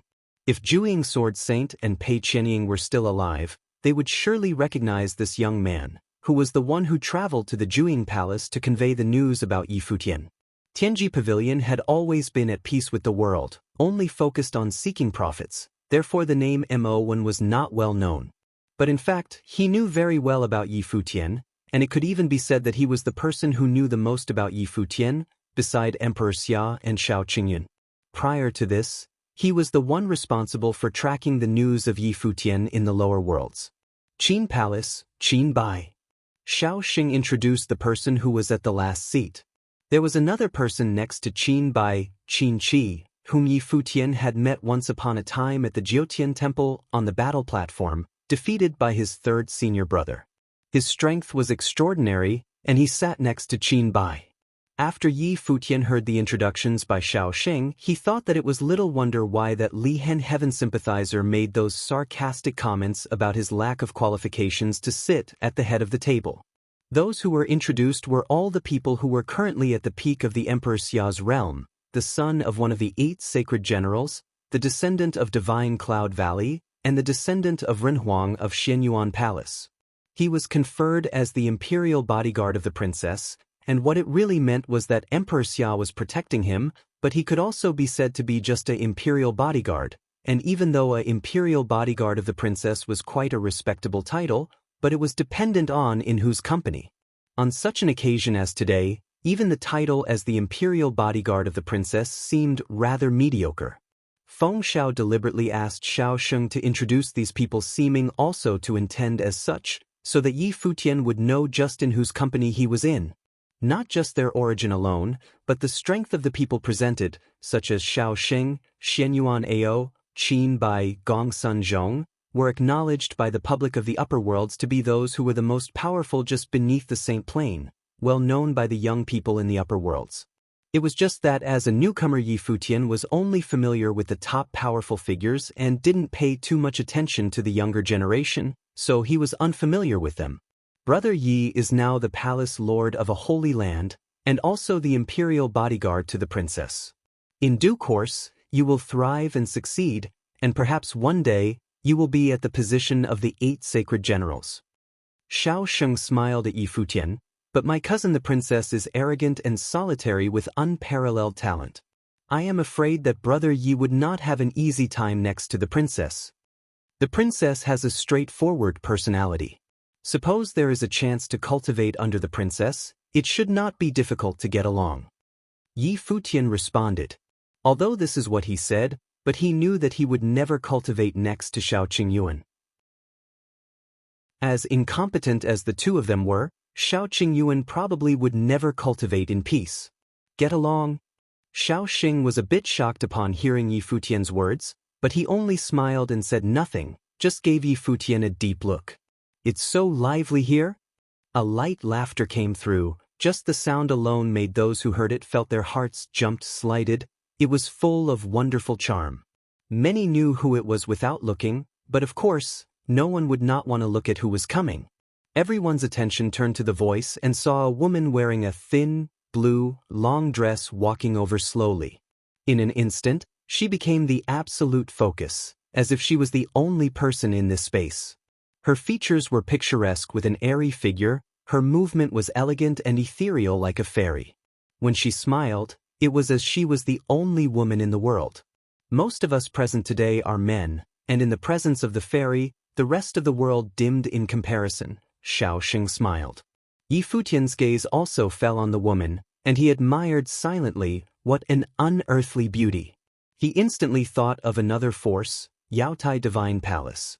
According to the books, the palace lord of Yaotai Divine Palace was a woman whose beauty could rival Queen Xiao. To be considered a competition with the first beauty of Emperor Xiao's realm was enough to see just how outstanding her beauty was. Of course, the woman who appeared at this moment was not the palace lord of Yaotai Divine Palace, but the current reigning Yaotai Virgin, Yao Shi. Many people in Emperor Xiao's realm had said that in the future, Yao Shi could very well become the first beauty in the Emperor Xiao's realm, so one could imagine the extent of her beauty. Yi Futian looked at Yao Shi, and saw Yao Shi looked at the crowd, and then linger a moment on Yi Futian, and gave him a smile. Her extremely beautiful eyes seemed to wield wonderful charms that seemed to make one sinking inside her enchanting beauty, which gave out a sense of purity. Chapter 1030. Yao Shi's alluring eyes did not linger on Yi Futian for long. That one look was of an appropriate length of time, leaving a striking impression in his mind but not ending up appearing offensive. Yao Shi's alluring eyes did not linger on Yi Futian for long. That one look was of an appropriate length of time, leaving a striking impression in his mind but not ending up appearing offensive. She turned her eyes on Xiao Sheng and chuckled, "Please, Mr. Xiao, you're too flattering. Goddess Feng Xiao of Lihen Heaven is here, so it makes no difference to the scenery regardless if I'm present. Furthermore, Ms. Gong Sun of Divine Cloud Valley should be here today as well." Everyone naturally knew who Yao Shi meant, the sisters of the Gong Sun family. The sisters were indeed rare beauties on their own. "We'll have to ask Brother Gong Sun about that," Xiao Xing said as he turned his eyes at Gong Sun Zhong. "They're probably already here." Gong Sun Zhong then added, "But today is old man Zhao's birthday banquet, so the queen should probably be here then. If both the queen and the princess are here, we're all but side characters. Nobody dares to steal the thunder from the queen and the princess after all." Everyone naturally nodded in agreement. Queen Xiao was the #1 beauty in all of Emperor Xiao's realm. The princess liked to dress in men's clothing and no one had actually seen her dressed in a woman. However, her stunning looks remained highly visible in the least. That, coupled with her status as the princess, would have definitely made her the most high-profile woman in all of Emperor Xiao's realm. No one would have been able to steal Xia Qingyuan's thunder, including Virgin Yao Shi of Yaotai. Mo1 of Tianji Pavilion sat quietly as he listened to the chatter. While the conversation had been a simple one, he was nonetheless able to acquire a lot of information from it. Tianji Pavilion was known for knowing everything in Emperor Xiao's realm. No one present would have known more about Emperor Xiao's realm than Mo1. His knowledge about the realm was so deep that he even knew all about the love affairs of Emperor Xia in the past. However, no one dared to bring such topics up. All who were present notwithstanding, even Mo1 only came to know about those age-old secrets from his teacher, to remind him who in Emperor Xiao's realm should be deemed off-limits. It was the very reason why Tianji Pavilion was able to stay around for so long. Goddess Yaotai lost to Queen Xiao all those years ago, so there was little hope for Yao Shi to win against Xia Qingyuan. Furthermore, what Gong Sun Zhong said earlier was rather inappropriate. Yao Shi was a stunning beauty herself with peerless appearance. It was fine for him not to compliment her, but mentioning Queen Xiao and the princess to overwhelm Yao Shi was rather unfriendly. If one were to take the ambitions of Divine Cloud Valley into consideration, it would have not seemed all that difficult to comprehend. "Please, have a seat, Goddess Yaoshi," Xiao Sheng said with a smile. Yaoshi nodded lightly. She scanned the place around and moved towards a direction with light steps. The place that she sat at caused a lot of the ones present to cast puzzled looks. While there were many seats available, Yaoshi did not sit at any of Master's seats, choosing to sit somewhere near Yi Futian instead. There were actually better seats elsewhere. While that move seemed insignificant, many looked at her with baffled looks nonetheless, wondering if she was doing so intentionally. "Yaoshi of Yaotai Divine Palace, pleased to make your acquaintance, Mr. Yi. You do live up to your reputation and look incredibly dashing indeed." She nodded politely to Yi Futian as her beautiful eyes seemed to be dancing as soon as she sat down. Her voice was as gentle as water, soothing the minds of anyone within earshot. Every single expression and move of hers were bound to strike the minds of men.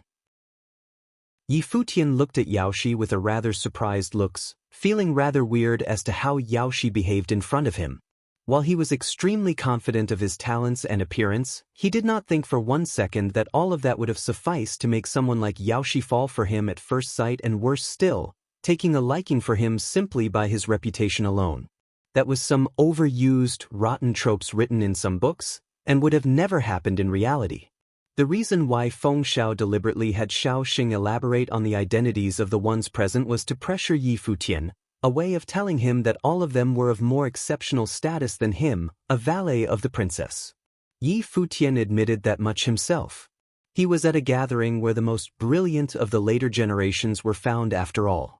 Yaoshi hailed from Yaotai Divine Palace, so there was little need to talk about her privileged status. It looked rather unusual for someone like her to come up to him instead. Regardless of the reasons, since Yaoshi was showing goodwill to him, there was naturally no need for him to be unfriendly to the other party. "You're too kind, goddess. I'm but a mortal man and there is no way I could be worthy of your praise. Speaking of which, it is my first time meeting you, goddess, and I must say that your appearance is so stunning that there is hardly even a handful of girls I know who would be able to remotely compare," Yi Futian replied with a smile. "So you mean to say that there are ones who would be able to compare nonetheless then, Mr. Yi? I wonder who would look so exceptional?" Yaoshi's voice was fine and alluring. Her eyes were such that few men would have been able to resist. "My wife," Yi Futian replied simply. Yaoshi was stunned for a bit and actually looked rather dazed. It was apparent that she found the answer surprising. She thought that Yi Futian would have meant Xia Qingyuan, since he would have definitely known the princess better due to his status as her valet. That answer of his caught her off guard, especially so when he actually mentioned his wife despite being in the presence of such a stunning beauty. She apparently knew what the answer meant, and that made her feel a little defeated. However, she rescinded those thoughts quickly and her eyes remained having a warm smile in them. "I heard that you have beaten the Jiutian temple for a friend once and stripped Pei Qianying of his life spirit, Mr. Yi, becoming known as peerless among the lower worlds. Yu Sheng had too defeated Lu Cheng of Lihen Heaven once. The people of Emperor Xia's realm now claim that until the day Wang Chuan of Lihen Heaven emerged from his training, there would hardly be anyone below Saint Plain capable of defeating you, Mr. Yi." Yaoshi then asked with a smile, "What do you think about that, Mr. Yi? While I've no idea who Wang Chuan is, but it makes no difference if he emerges or not," Yi Futian answered with a smile while looking calm and composed. What he meant was there was still none in Lihen Heaven under Saint Plain who would have been able to compare to him, even if Wang Chuan came to face him. Big words indeed. Another fellow whose arrogance knows no bounds. One angered comment after another emerged as soon as Yi Futian finished his sentence. All of that apparently came from the cultivators of Lihen Heaven. Feng Xiao and Mo Li both turned their eyes to look at Yi Futian coldly. Their brother Wang Chuan was the edge of pinnacle below Saint acknowledged by all. There were even elders in Lihen Heaven claiming that there were two planes right below Saint Plain, with Wang Chuan being alone in one while all the others in another plane. It was no secret that they held Wang Chuan in extremely high regard. Even the likes of Lu Qing needed to ask for guidance from Wang Chuan at 33rd layer of heaven. Lihen Heaven notwithstanding, even when compared throughout the entire Emperor Xia's realm, There were few below Saint Plain who were deemed qualified to fight Wang Chuan. Yi Futian actually boasted that it would not have made any difference even if brother Wang Chuan were to emerge. His tone was so arrogant that it was apparent that he did not take Wang Chuan seriously at all. One could have imagined what was going through the minds of the cultivators from Lihan Heaven. Everyone present, including Yaoshi, sported puzzled looks, and they were all surprised by Yi Futian. They apparently never expected such answers from him. There was no hint of doubt, as if Lihan Heaven cultivators have always been beneath him. Yi Futian behaved well since the very moment he arrived, sitting there quietly. He had few words to spare even when Yaoshi chatted with him. However, when the conversation came to involve training, what he said surprised everyone so much that the cultivators of Lihan Heaven were barely able to keep themselves from drawing their swords. Yi Futian looked extremely composed and unfettered throughout the ruckus. It was as if that he said something insignificant.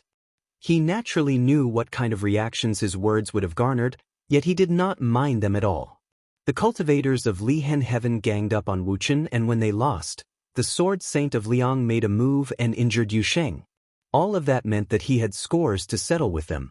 As such, Yi Futian actually wished that Wang Chuan of Lihan Heaven would have actually emerged, so much so that Yi Futian did not mind fighting him on that very day. Lihan Heaven was a massive force, and he was only able to obliterate Juing Palace. It was far from enough to be able to shake Lihan Heaven. But then again, it was something entirely different if the students of Lihan Heaven were to look for him, instead of the other way around instead. Please shut up if none of you are willing to fight. Yi Futian looked at a cultivator of Lihan Heaven who berated him, adding in a composed manner, "If any of you wish to fight, please take your pick. But then again, I'm sorry to say that I've no intentions of entertaining the notion of saints rescuing their students when things do not go their way."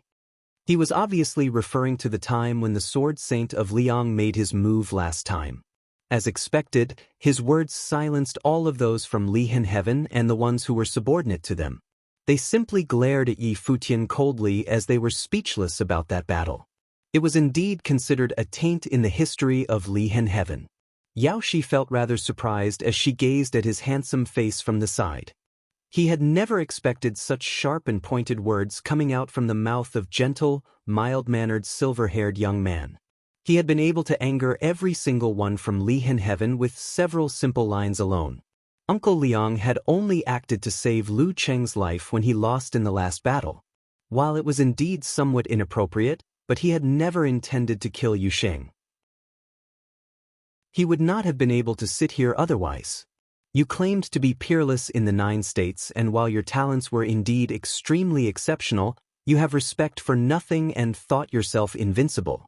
I say that you've really underestimated the cultivators of the upper worlds, Emoli commented. Due to his relatively mild-mannered temperament, his voice was a calm and composed one. So, you're saying that we should thank the Saint of Lihan Heaven for not killing one of our own then? Su Kei, who was sitting beside Yi Futian, smirked coldly as he continued, "The fact that your saint attacked remained.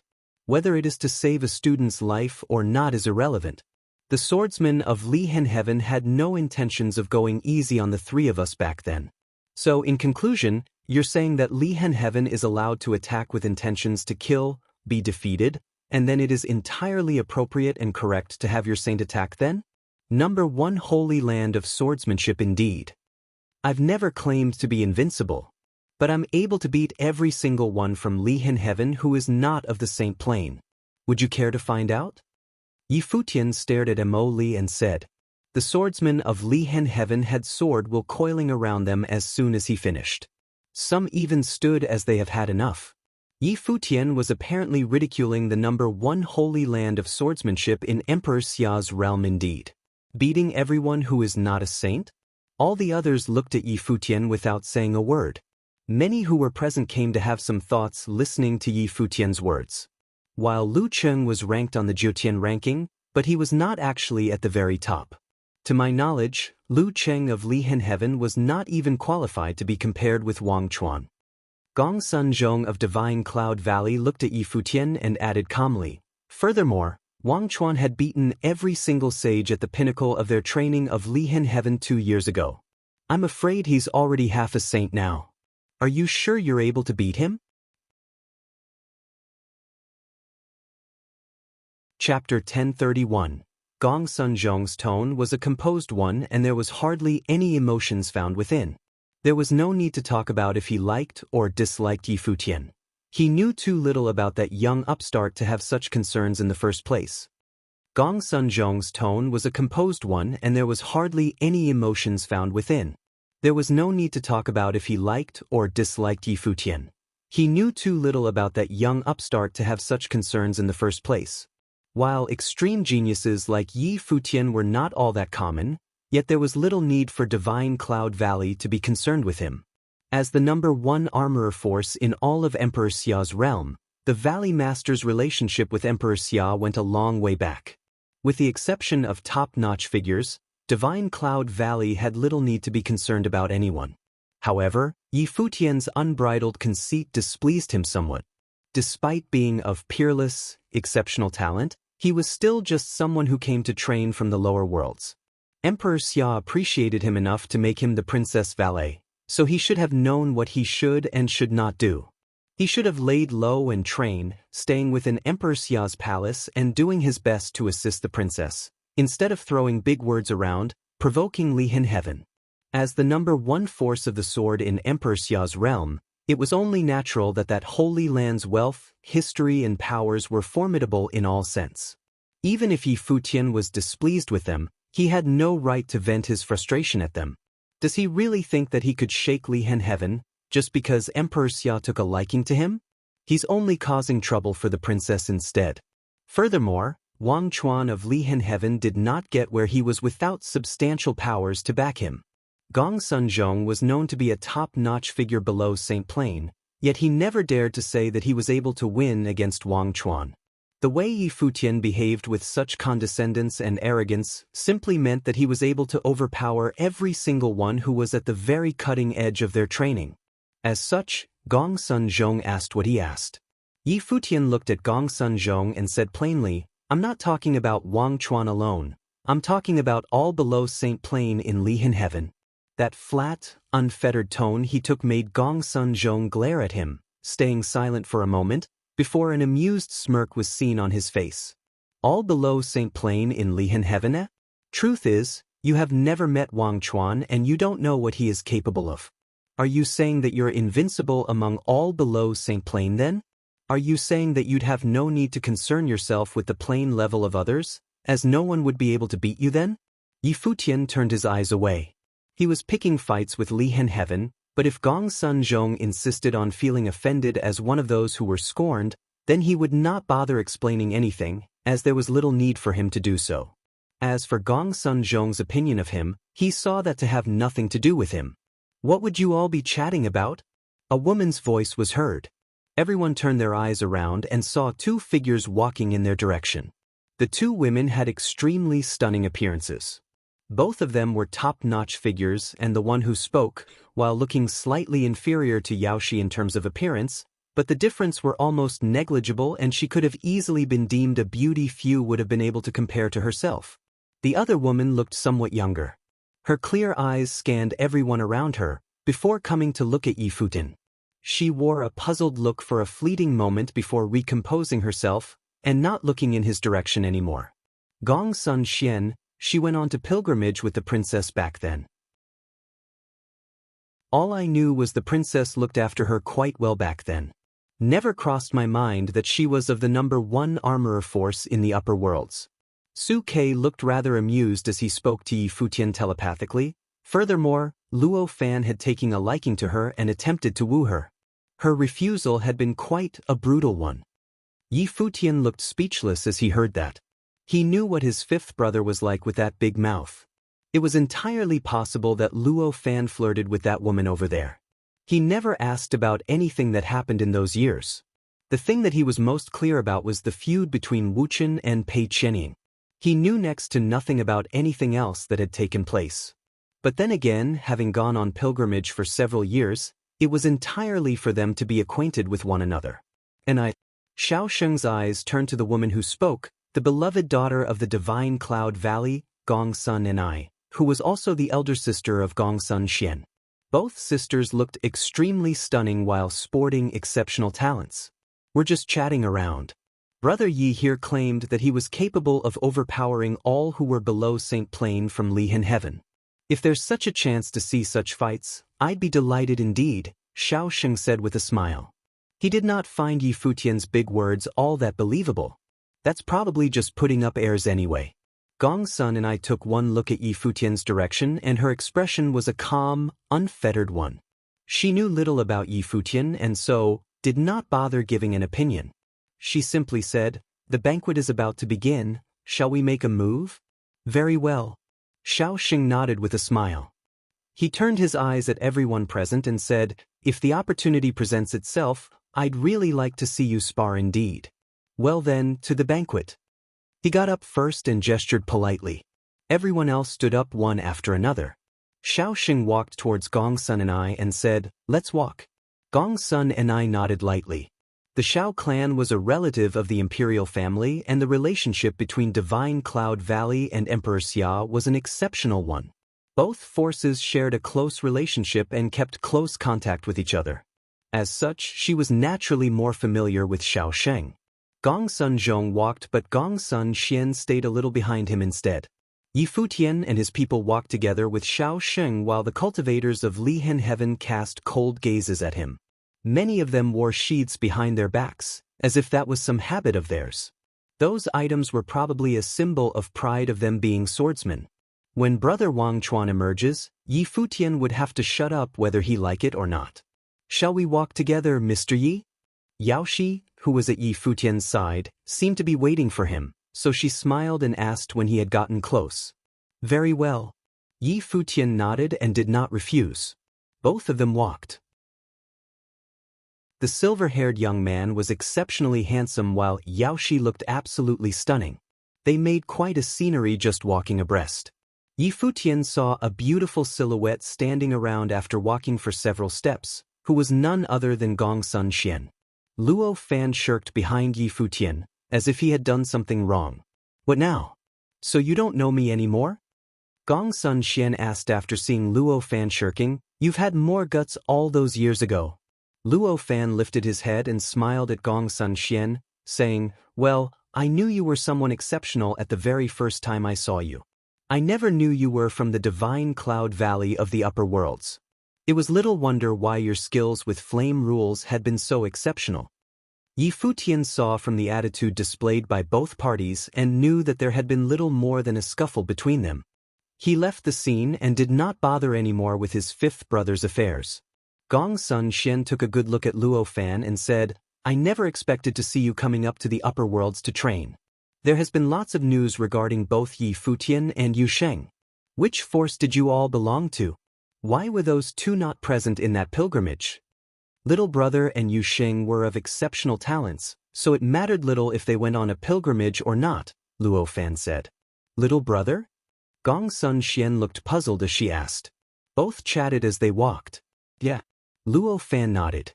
Little brother ranked last among the students of the cottage. "Our eldest brother, second sister, third brother and fourth brother, you've seen them all." Gong Sun Xian nodded. She had seen every single person from the lower worlds who had been on that pilgrimage, but she was not familiar with any of them.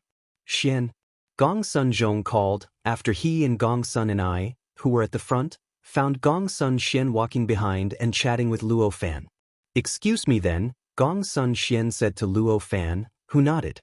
Gong Sun Xian sped up and moved past Yi Futian and the others, meeting up with his brother and sister. "You knew him?" Gong Sun Zhong asked. "Indeed, during the pilgrimage," Gong Sun Xian answered. "It would have sufficed to just greet him. Don't talk to him so much from here on out." Gong Sun Zhong reminded her. As the daughter of Divine Cloud Valley, men who were to marry both Gong Sun Ni and Gong Sun Xian needed to be of the best in Emperor Xia's realm, be it in terms of background, talent in training as well as appearance. For instance, Xiao Sheng had a liking for Gong Sun Ni, and Gong Sun Zhong had little to say about that. Xiao Sheng and Gong Sun and I were a good match after all, and Gong Sun Zhong looked forward to seeing them together. "Who the hell is that Luo Fan, by the way? He dares to swoon at the daughter of Divine Cloud Valley?" Furthermore, What Yi Futian said left a bad impression on him. Besides, Yi Futian had a score to settle with Li in heaven. Despite appreciated by Emperor Xia, his achievements in the future would have been limited regardless, let alone Luo Fan who was behind him. I know what to do, Gong Sun Xin answered. Both of them did not bother concealing their voices as they spoke, so there were many around them hearing the conversation, and they cast amused looks at Yi Futian and his people. While Gong Sun Zhong had never conversed with Yi Futian directly, but Yi Futian's attitude was apparent nonetheless. Gong Sun Zhong did not bother giving any face to that person who boasted that he would have been able to overpower all under Saint Plain from Li in heaven. Luo Fan turned his eyes at the front and he frowned a bit. Yi Futian caught Luo Fan's expression as he turned his head around, asking telepathically, "So you've taken a liking to her then, fifth brother? Don't be stupid. I've flirted with her with a few lines a few years ago, that's all. We don't know each other much." Luo Fan shrugged and looked indifferent, yet he seemed to be averting Yi Futian's eyes nonetheless. "I find her not bad though." Yi Futian smiled and said, "She actually came up and chat to you. She might have actually taken a liking to you." "Yeah, stop overlaying fourth brother's experiences on me, will you?" Luo Fan quipped exasperatedly. "Speaking of which, you and fourth brother seem to share similar likings." Yi Futian wore an amused look. His fourth brother had taken a liking to Yu Shi of Alchemy City all those years back, and his fifth brother came to like a daughter of an armorer force then. Both of those brothers are closest to each other and are always up to something together. So they come to like the same type of girls then? I was just bored from training all those years back and seeing the awesome might of the flame rules. I just happened to flirt with her for a bit. But you know, your fifth brother here has incredibly charisma. It's entirely normal for girls to like me, Luo Fan commented rather shamelessly. Fourth brother was better at it though, Heech sealed the deal right there and then after all. How about you try something similar yourself? You'd probably end up going home with the girl after winning an armor competition or whatnot, like fourth brother, Yi Futian jested. However, even if there were to be such a competition in the upper worlds, Luo Fan would have had no part in it. Shut up. Luo Fan closed the conversation with 2 words telepathically. What's this little shit going to be up to? Seal the deal, my ass.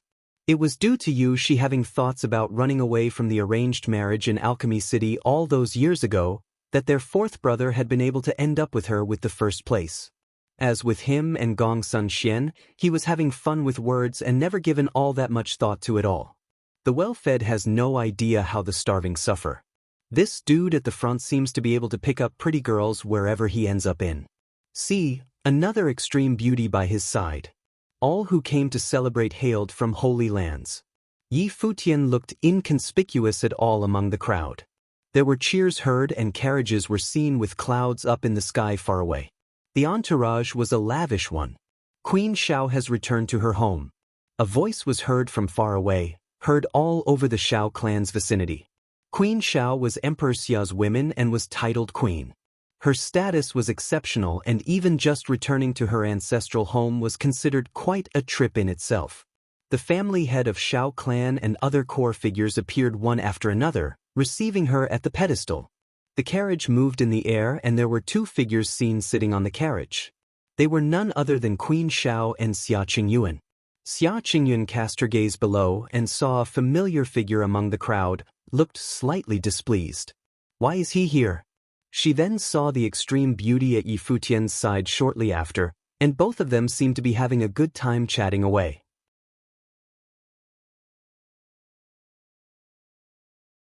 Chapter 1032. Xia Qingyuan glanced over there coldly, a faint look of unhappiness on her face. Then she averted her gaze. Xia Qingyuan glanced over there coldly, a faint look of unhappiness on her face. Then she averted her gaze. The carriage continued forward, and then landed softly in front of the platform. Upon the platform, the host of the feast, Old Man Xiao, smiled. The people around him all bowed and said, "Welcome Queen, welcome Princess." The people here were all Queen Xiao and Xia Qingyuan's elders, but they still had to show courtesy to them. That was proper etiquette. "Father, I have come to celebrate your birthday." Queen Xiao stepped out of the carriage with Xia Qingyuan following behind. Everyone's eyes were suddenly drawn there. Just her silhouette was enough to give them an idea of her beauty. Grandfather, called Xia Qingyuan. Their guards presented their gifts. Queen Xiao smiled and said, "These are from the emperor." "Excellent, excellent. We are honored by the emperor's graciousness." Old man Xiao was all smiles. Ren Huang had personally sent him gifts, the queen and the princess had come to his feast, and the top forces of Emperor Xia's realm were all there. At this moment, the Xiao clan was the most glorious place in all of Emperor Xia's realm, save Emperor Xia's palace itself. Below them, many people from the top forces in Emperor Xia's realm sighed slightly. The Xiao clan itself was very powerful, but it did not stand at the top of Emperor Xia's realm by itself. At the very least, Xinyuan Palace, Lihan Heaven and Divine Cloud Valley could all threaten them. However, ever since Queen Xiao had become queen, the Xiao clan's destiny had become brighter, and they had started on the path of glory, ascending to the peak of Emperor Xia's realm. Countless people had come to their door seeking to enter their household. Now, the Xiao clan had the most favored queen and the best-loved princess. This was truly a grand time for them. Moreover, with Queen Zhao's wisdom and Xia Qingyuan's talent, as long as the Xiao clan did not actively seek their own destruction, they would continue to move forward, becoming more and more prosperous. After all, with Queen Zhao's cultivation, her looks had not deteriorated from age. And Emperor Xia had said that Xia Qingyuan's talent exceeded his own. If there were no major changes, then the Xiao clan's prosperity would be ensured for hundreds of years, or even longer. "I welcome you, my queen." A middle-aged man to the side smiled. It was the queen's brother, Xiao Qinhe. "No need for such courtesy, brother," said Queen Xiao with a slight smile. "Please sit," said Old Man Xiao with a smile. Everyone nodded. Queen Xiao turned around and swept her gaze across the vast crowd of people. She stood there casually, with an air about her like she was the mother of the entire world, and extremely noble. Countless eyes fell upon her, including Yi Futian's. She wore a phoenix crown and an embroidered tasseled cape. She was noble and graceful and exceedingly beautiful. As she stood there, it seemed like she was the only person in the world, and even the sun and moon lost their brilliance. This was a woman so beautiful that people would not even dare open their eyes around her. Any who stood before her would feel their inferiority. This was Emperor Xia's woman. "Greetings, Queen Xiao," said everyone in the crowd with a bow. No matter what social position they held, was there anyone in Emperor Xia's realm who would not bow before the queen? "Today is my father's birthday feast. There's no need for you all to be so polite, nor so ill at ease." There was a slight smile upon Queen Zhao's beautiful face. After saying this, she sat in the second seat of honor upon the platform, leaving the main seat for her father. Xia Qingyuan sat beside her. "It is an honor to have you all here. Please be seated, everyone," said Old Man Xiao with a smile as he waved his hand. Everyone bowed and took a seat. Yi Futian also found an inconspicuous seat amongst the crowd. At a feast filled with people of the younger generation, he would not have to care about anyone, but many of the people here were elders of powerful forces. This was not his turn to seek the limelight. There would be time for that later. Yao Shi still sat beside him, which made him feel strange. He said, "Should you not be following your elder? Right now the only people here from Yaotai Divine Palace are me and a few others." "None of our elders came," whispered Yao Shi. She looked at Yi Futian with her beautiful eyes, and there was a sense of charm in them. Yi Futian nodded and said nothing. He could not shoo away a beauty sitting next to him. Moreover, she was quite interesting to talk to. There was never anything improper about her. She was like a fairy. Her charm was obvious with every action she took, and in reality there were no problems with her sitting there. "I think the princess is looking at you," whispered Yao Shi. "You must be mistaken," answered Yi Futian. "The princess wears men's clothing, but she can't hide her beauty. If she went back to wearing women's clothing, I'm afraid she would make everyone faint," whispered Yao Shi as she looked at Xia Qingyuan. Yi Futian did not say anything, but he thought that if Xia Qingyuan wore women's clothing, her beauty could compare to that of Yao Shi. At that moment the great figures at the feast were chatting casually, mostly polite formalities. Many serving maids weaved through the crowd, serving good wine and delicious food. It was truly a grand occasion. The people from the various forces offered their gifts in succession, but the gifts from the top forces were all just formalities. With the Shao clan's current glory, what use were common gifts? When it came to Divine Cloud Valley, they presented a divine weapon was their gift. How has Brother Gongsun been doing recently? Old Man Shao asked a middle-aged man from Divine Cloud Valley. It was Gongsun Jing, the second-generation leader of Divine Cloud Valley. As for the most important figures of the top forces, they had not come. For those who stood at the top, it was enough to just send some of their subordinates. It was only a feast after all. Only at a holy ceremony put on by Emperor Xia himself would all the top figures of the realm come together. My father is well. He has been painstakingly researching armoring, hoping to better himself in that respect and contribute more to His Majesty, replied Gongsun Jing politely. The leader of Divine Cloud Valley had once been Emperor Xia's armorer. That is so good of him. With Brother Gongsun looking out for him, His Majesty can surely rest easy, answered Old Man Shao with a smile and a nod. Divine Cloud Valley only has a meager amount of power. The ones who truly protect His Majesty are the 8 divine generals. It is said that there have been some disputes in recent years with Emperor Li and the demon world, said Gongsun Jing. Of the 3,000 realms of the Great Path, Emperor Li's realm and one of the demon worlds were adjacent to Emperor Xia's realm, so there was occasionally friction between them. Disputes are inevitable amongst the 3,000 realms of the Great Path. But things are much better than they were 300 years ago, said Old Man Shao with a smile. 300 years ago had been the age of the twin great emperors' unification. The sword master of Lihin has been away for many years, traveling around the 3,000 realms of the Great Path and improving his swordsmanship. I have no idea how high he has cultivated now. Old Man Shao looked towards the cultivators from Lihin heaven. There was a saint among them. The sword master of Lihin's whereabouts are uncertain, so we from Lihin heaven also do not know how high he has cultivated, answered the saint. Old Man Shao nodded. I hope that all of us cultivators in Emperor Xia's realm can continue to get stronger. That is something for His Majesty to worry about. No need to trouble yourself over it, father, said Queen Shao with a smile. Indeed. We are all old men here. We should be watching the next generation make names for themselves, said Old Man Shao. Father, Qingyuan is very talented, even unparalleled in this world.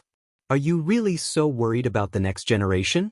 Said Shao Qianhe with a smile. Indeed. The princess's talent is without equal, and she has been personally trained by His Majesty. Plus she had trained very hard. In the future she will certainly become an assistant to His Majesty. Many people below them praised her one by one. Xia Qingyuan was already quite outstanding, and with her status as the princess, it was only natural that everyone would praise her so much. Xia Qingyuan seemed to be quite used to such occasions, and so she seemed very calm. She also did not seem too pleased with herself due to their praise. She accidentally glanced towards Futian once again. The people there probably did not know that among them was one who had defeated her. Even if that man was a scoundrel. Futian did not see her looking at him. He was casually chatting with Yao Shi. Since he had been invited, he could eat and drink in peace. As for him not bringing a gift, Old Man Shao did not seem to notice. You are all flattering her too much, said Queen Shao with a smile. Where is Shao Sheng? She looked into the crowd and saw a figure stand up and bow. Here I am. Queen Shao looked at Shao Sheng, then at the beautiful woman beside him. She suddenly understood. Is this the daughter of Divine Cloud Valley? Greetings, my lady. I am Gongsun and I, said Gongsun and I. Excellent, you are truly worthy of being a junior of Divine Cloud Valley, Queen Shao praised her. And you have grown up, Shao Sheng. I'm sure you will both soon enter the same plane. You should consider cultivating together. The path of cultivation takes a long time, so I would not like him to put too much energy into his feelings for a girl. Moreover, he is going to serve His Majesty in the future, said Shao Qianhe. That is no problem. If he finds a suitable partner to cultivate with, he can bring it up with me and I will make a request to His Majesty to let them marry. Queen Shao was very wise. Shao Xing was moved by what she said. She understood what he wished for, and desired to help him, presenting her offer of help like a gift to his father. If I find a suitable partner, I will certainly tell you. Xiao Sheng bowed to Queen Xiao. Everyone looked at him in awe. To have the queen arrange a marriage for you was a great honor. As a relative of Queen Xiao, Xiao Sheng had been born with a silver spoon in his mouth. The Xiao clan and Divine Cloud Valley would probably form a marriage alliance. This would make the Xiao clan even more glorious. Moreover, according to Xiao Qianhe's words, it seemed that he was planning to have Xiao Sheng enter Emperor Xiao's service. It seemed that the Xiao clan's prestige would become even higher. The people from Divine Cloud Valley also naturally understood what Queen Zhao's words meant and had no objections. This would bring these two forces closer. This is also a generation of great talent for Divine Cloud Valley. Gong Sun Zhong is but a half step away from the Saint Plain, and in a few years he will have a chance to get there. Lihan Heaven has Wang Chuan, Xianyuan Palace has Xianyuan Ao, and even more powerful characters appear at Jiutian Temple from time to time. Everyone is looking forward to this next generation of heroes. Old Man Xiao could naturally not only praise his own Xiao clan, he also had to praise the others. You are still missing one person, Elder Xiao, said Feng Xiao with a bow. Ah? Who do you mean? Old Man Xiao looked towards the people from Lihan Heaven.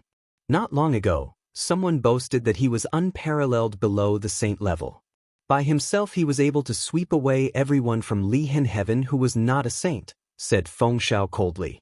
Futian, who was sitting there quietly, lifted his head and stared at Feng Xiao with cold eyes.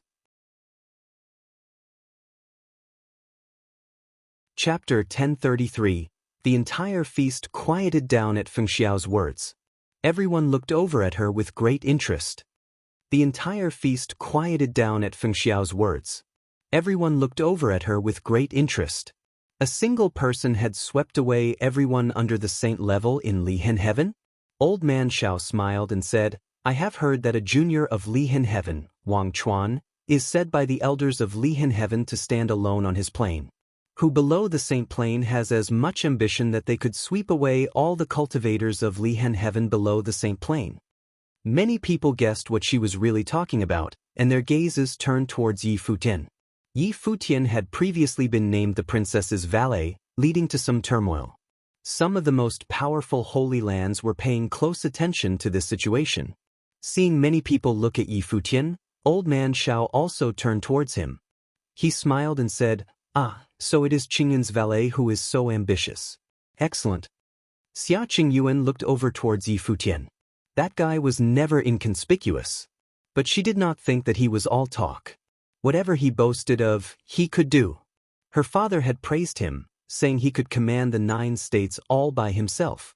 Even if he did not use all his techniques, Wang Chuan could probably still not defeat him. So you are Futian? Queen Zhao's gaze fell upon him, and she smiled slightly. Although she was smiling, there was still an air of nobility about her that no one would dare to profane. Futian rose and bowed to Queen Xiao. I am Futian, Palace Lord of the Holy Ji Palace in the Barren State. Greetings, my lady. Queen Xiao nodded at him. You are truly a dragon among men. No wonder His Majesty thinks so highly of you. I wish you the best in your cultivation. Thank you, my lady, said Futian. He sat back down. Futian was of the younger generation, so even if there was wild boasting about him, the saints would not say anything. Moreover, the hosts of today's feast were Old Man Xiao and Queen Xiao, and since they had not said too much, naturally no one else would dare to. However, these words had been a bit too flattering.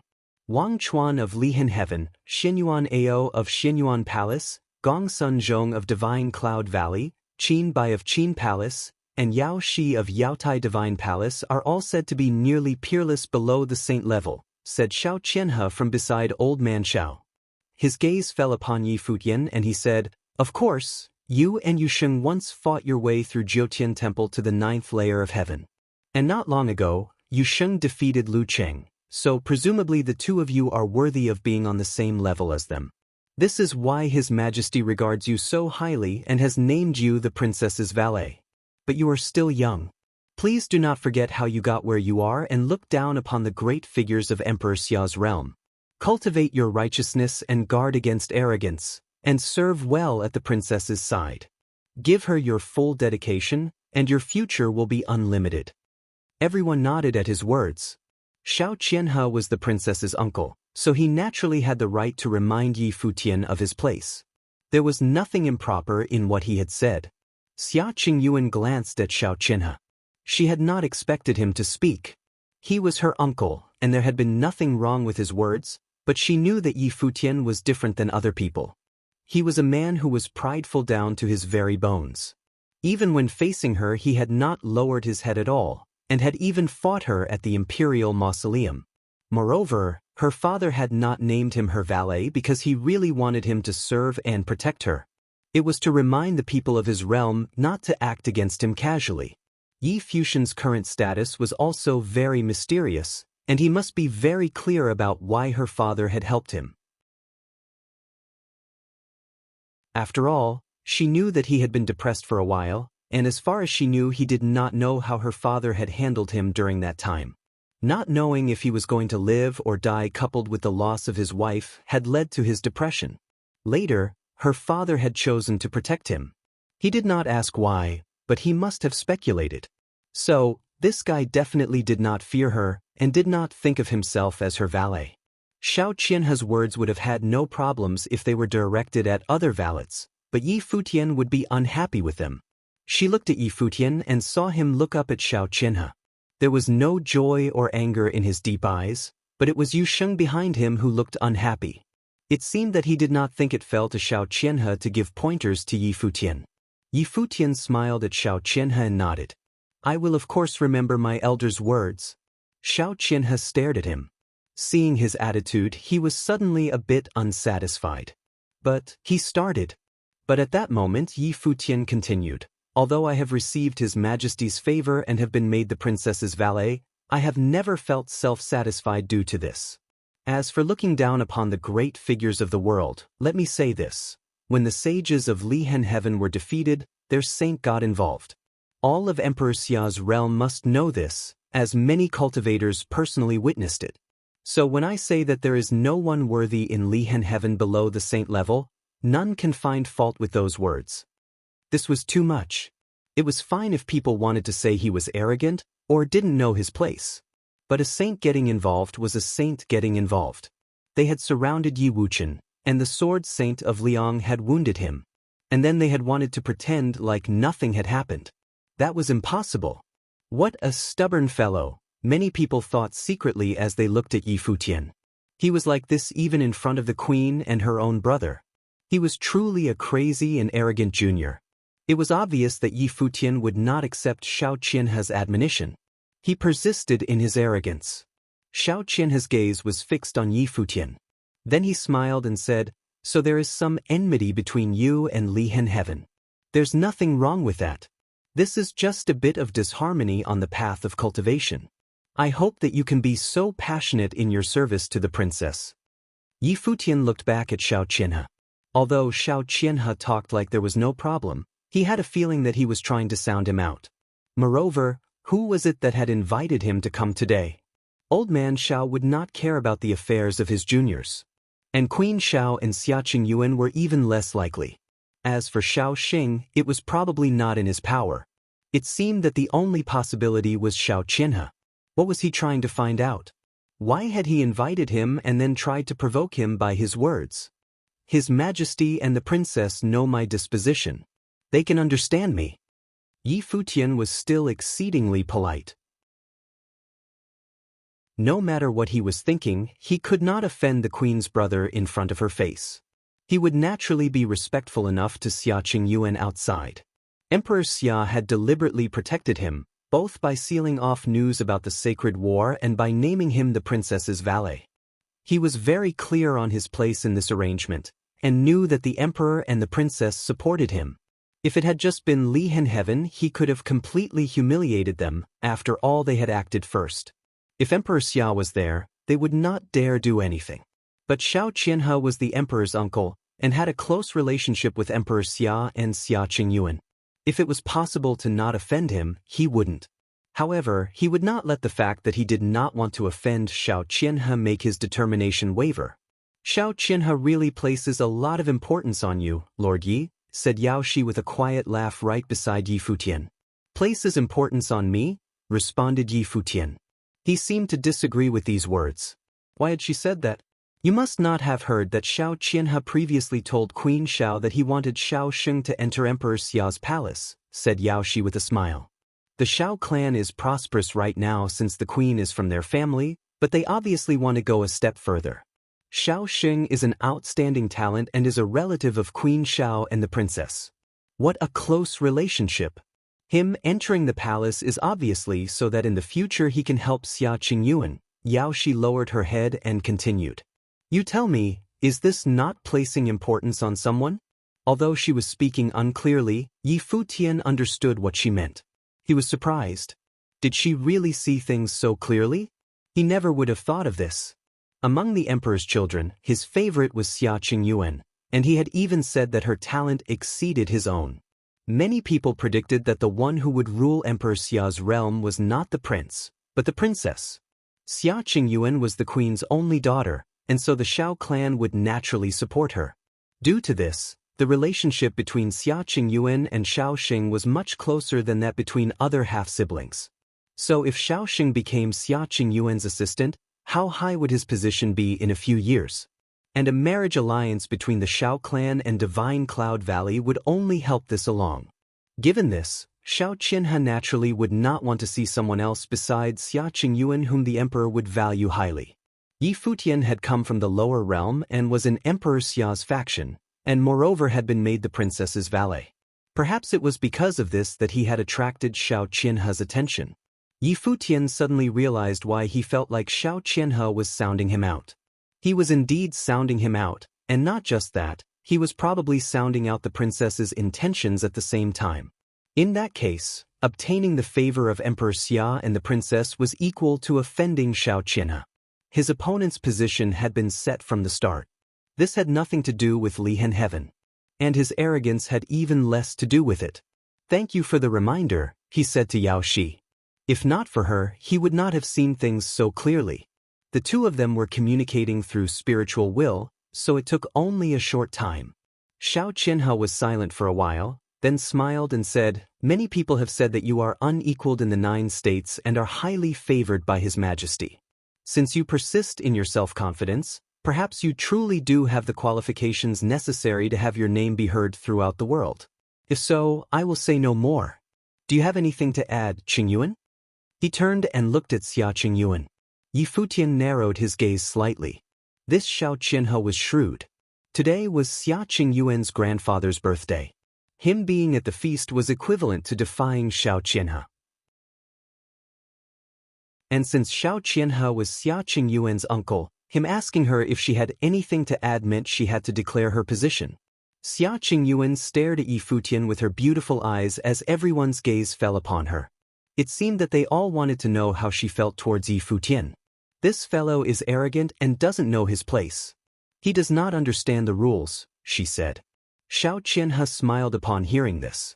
But Xia Qingyuan continued. Yi Futian, you have boasted that there is no one of note under the sage level in Lihen Heaven. This has offended the people of Lihen Heaven. Let's take this opportunity to settle the matter. And if you lose, you must return to the lower realm. There was anger in her voice.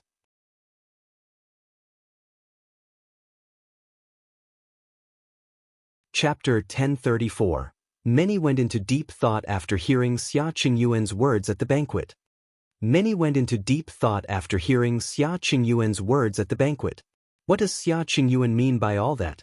While it seemed as if she was berating Yi Futian, she had nonetheless given him permission to engage the ones from Lihen Heaven.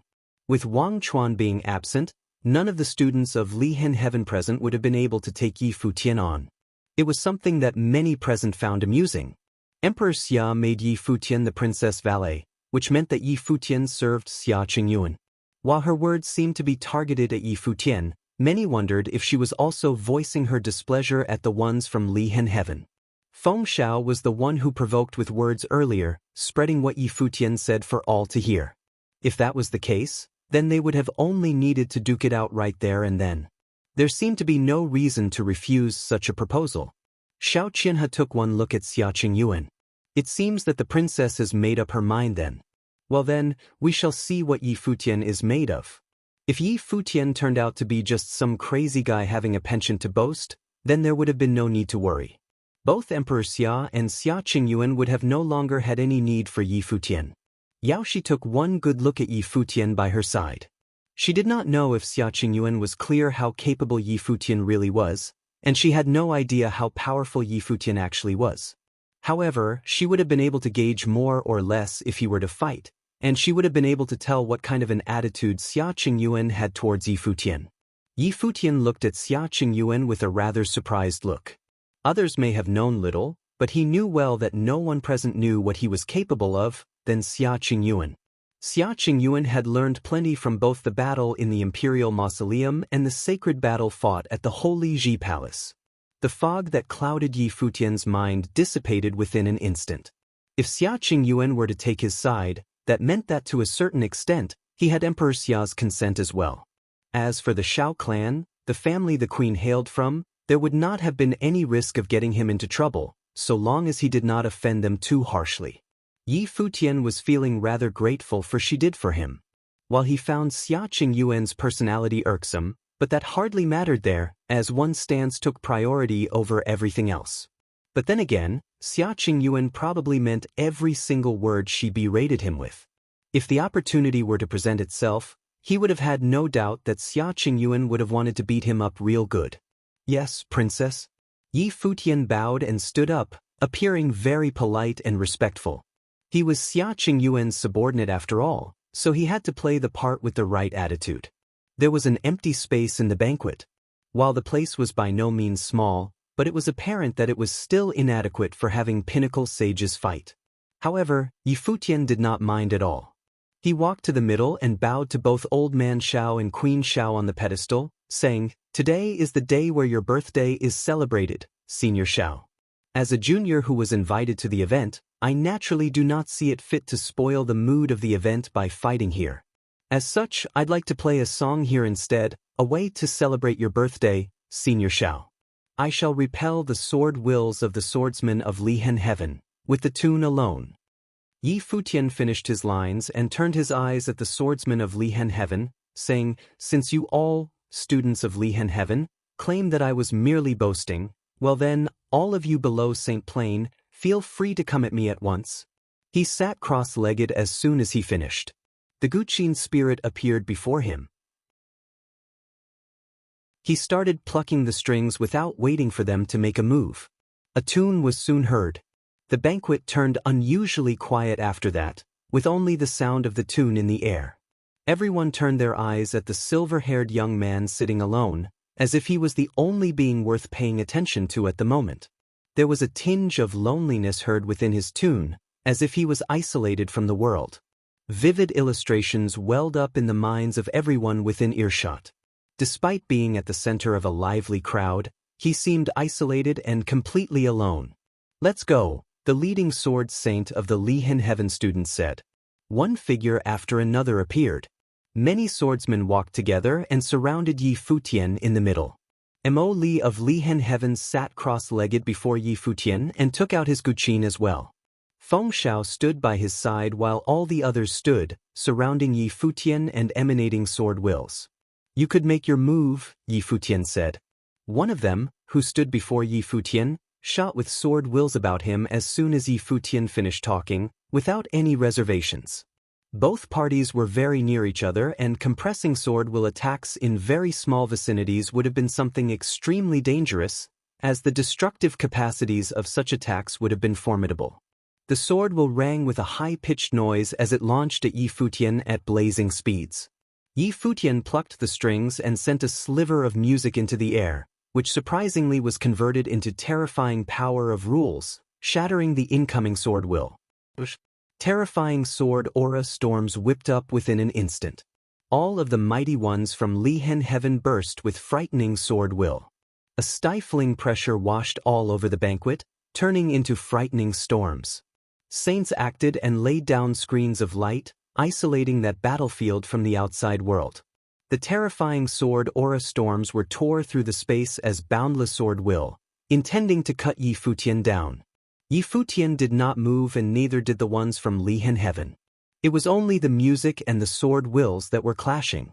That small space looked like doomsday within that mere moments. Yi Futian was at the very center of it all.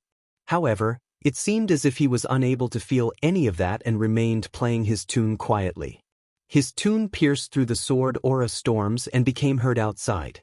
A frightening storm of rules manifested around that lonesome figure. As the tune continued playing, sound waves shot forth and the air seemed to have been cut open. It tore right through the storm of sword wills and the scene looked harrowing. The tune that Emoli was playing was heard as well, converted into extremely sharp sword wills. It seemed as if thousands of threads were flying about as every single tune he played felt like a sword, stabbing into Yi Futian's mind.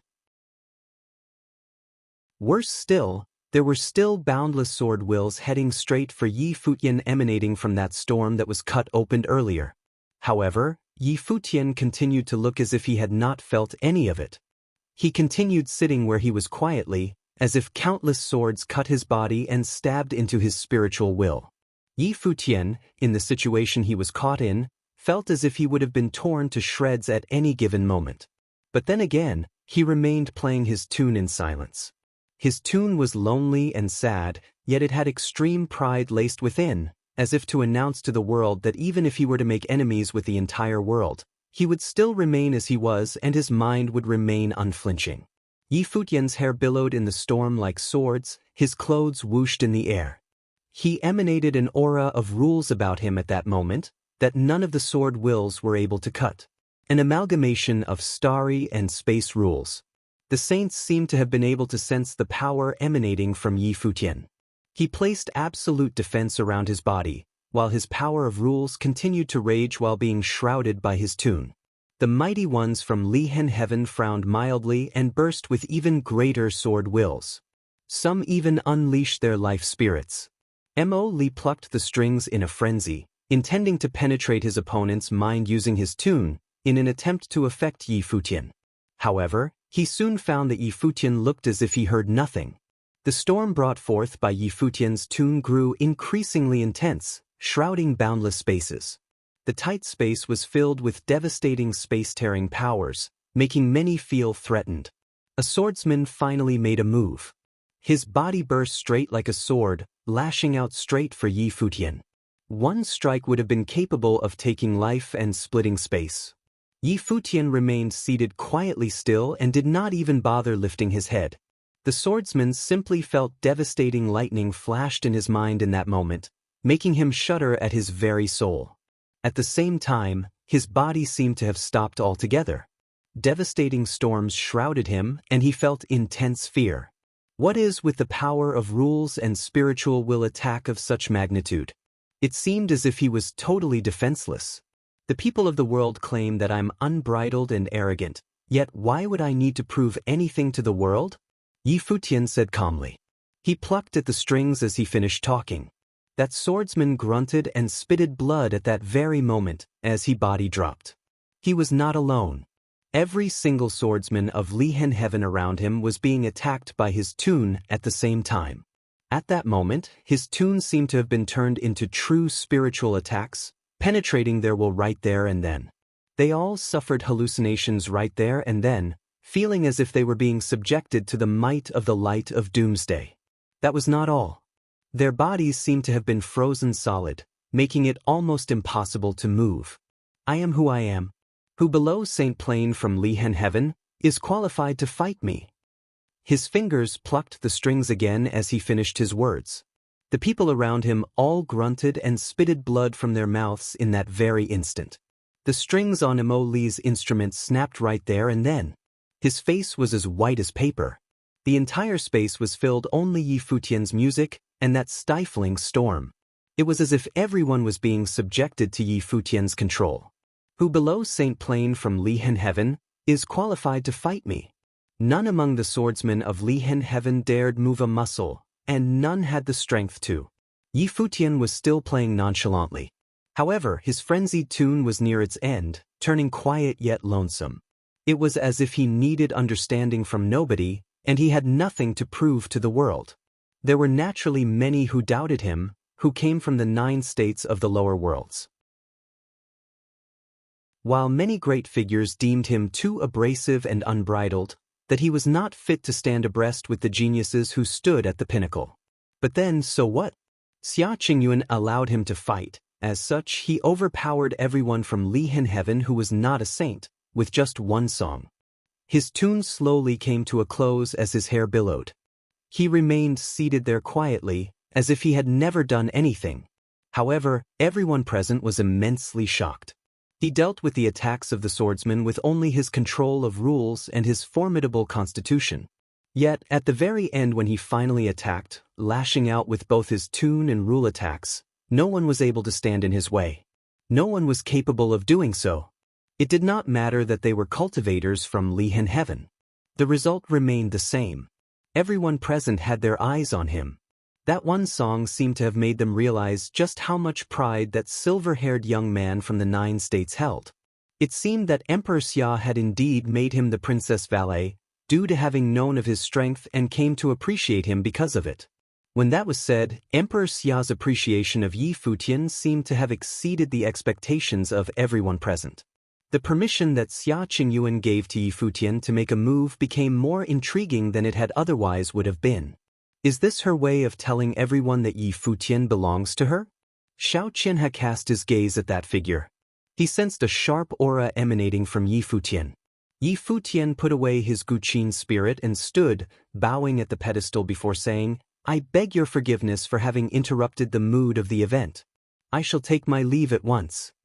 "Go on then," Xia Qingyuan said before anyone commented anything. Yi Futian excused himself and left with the people of the Holy Ji Palace. Since Xiao Qianhe had his own agendas, then Yi Futian saw no need to give him face and stay behind in the party.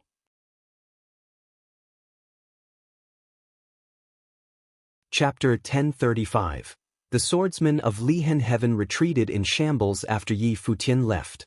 All of them suffered injuries of varying degrees. The swordsmen of Lihan Heaven retreated in shambles after Yi Futian left. All of them suffered injuries of varying degrees.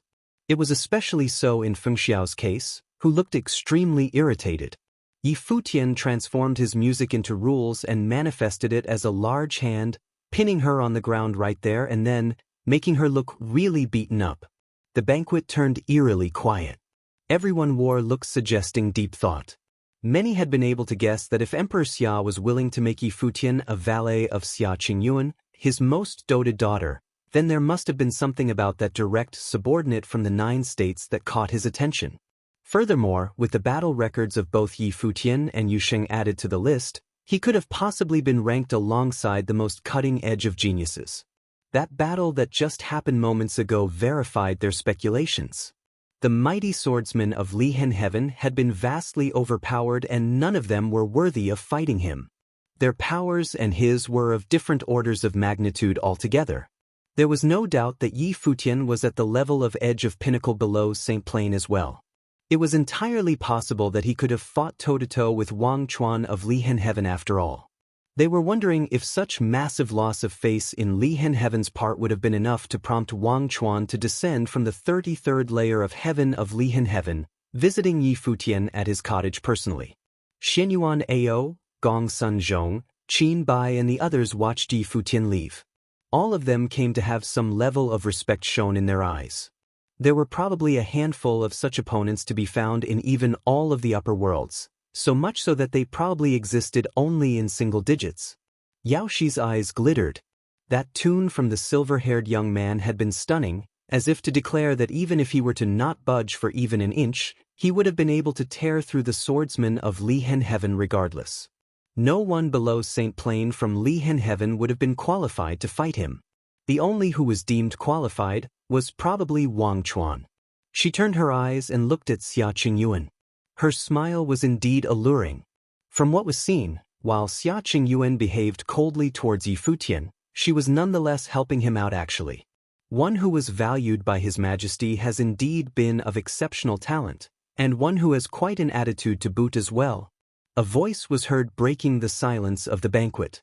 Xiao Qianhe smiled and said, "Qingyu, your valet is really something indeed. But you'd still need to work on him more. He would have become something quite difficult to tame otherwise." Xia Qingyuan's eyelashes twitched. Tame?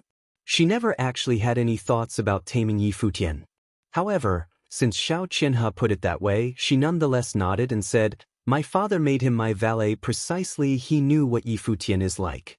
The first reason would be to nurture him, and second, to shape him up for the future. He hailed from the 9 states and is a palace lord of a holy land. He is quite arrogant and unbridled, knowing not when to keep his ego in check even in such an event today. I'd have father berate him when the opportunity presents itself. Please forgive the offense caused, uncle." "Yeah." Xiao Qianhe nodded without minding at all, yet he felt coldness all over him nonetheless. It seemed that the princess had indeed grown up and had her own mind, not giving him any chance to meddle in her affairs. What Xia Qingyuan meant by letting her father berate her simply meant that Yi Futian served her and Emperor Xia. As such, the emperor would have kept him in check personally, and that uncle of hers had better not have any ideas. Small matter. That tune has spruced up the banquet quite a bit, I'd say. Queen Xiao smiled and added, "Qingyuan, your father had planned out everything for you, making Yi Futian your valet and even letting you go on a pilgrimage with people from both the upper and lower worlds back then. You're near becoming a saint now, and you should indeed nurture your own force. When would you be summoning the heavenly chosen ones from the lower worlds?" As the princess of Emperor Xia's realm, Xia Qingyuan would have probably become the heir of his father's Renhuang throne.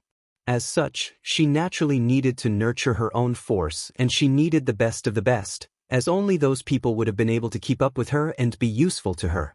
Emperor Xia would have chosen some candidates for her while she was free to choose to nurture people on her own. Yeah, their planes would have been near Archmage Plain by now.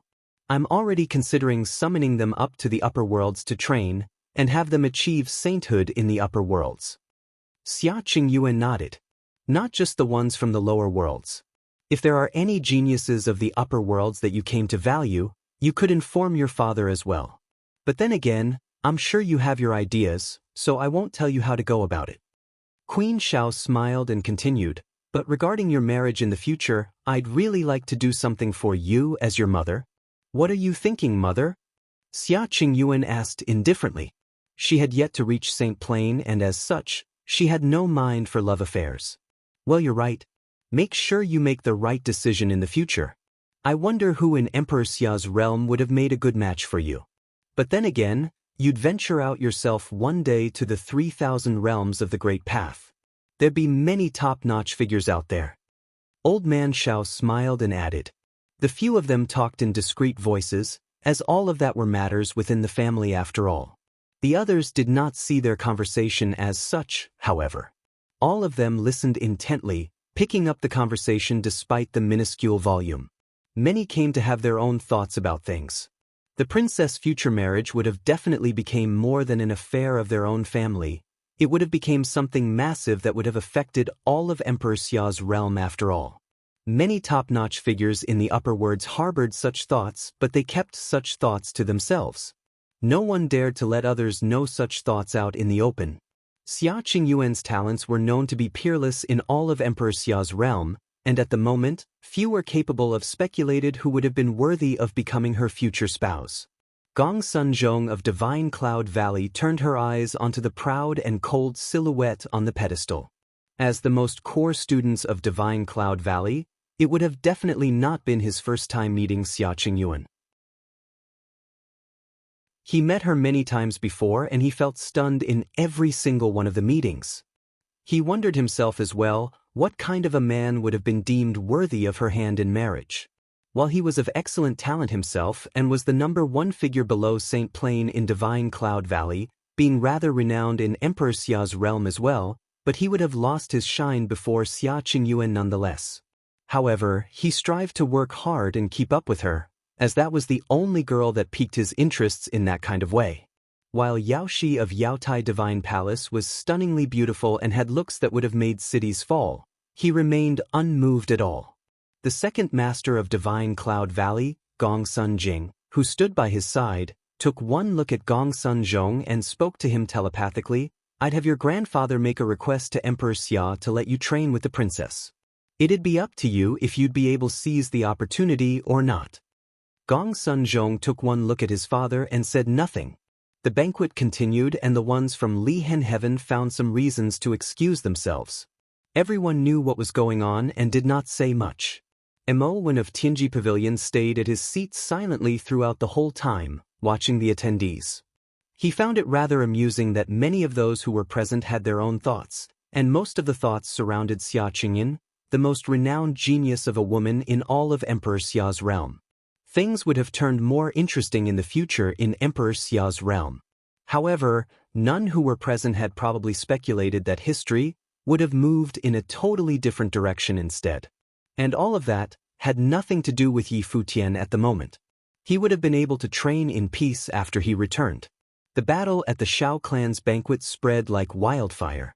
Many were impressed by Yi Futian's powers, so much so that he was actually able to make short work of all the swordsmen of Li Hen Heaven. Just how powerful is he? Would Wang Chuan emerge? Many looked forward to it all, yet they found that Li Hen Heaven was hardly doing anything at all, and Wang Chuan did not seem to have any intentions of emerging from his training. Some claimed that he was indifferent, while others speculated that he was simply making a breakthrough into Saint Plain. Regardless, no one knew what was actually going through Wang Chuan's mind. The number one figure of Li Hen Heaven hardly emerged from the mountain for the past 2 years. He was already at the very pinnacle of Sage Plain 2 years ago. It was said that even more than 2 years ago, there had been hardly anyone among the top-notch swordsmen of Li Hen Heaven capable of taking even one strike from Wang Chuan. Time passed, and year 10020 of Divine Prefecture calendar was nearing its end. While it was said that as one's training reached higher heights, one would have came to have little thoughts about the concept of the end of the year. However, Emperor Xia's realm continued to be rather lively nonetheless.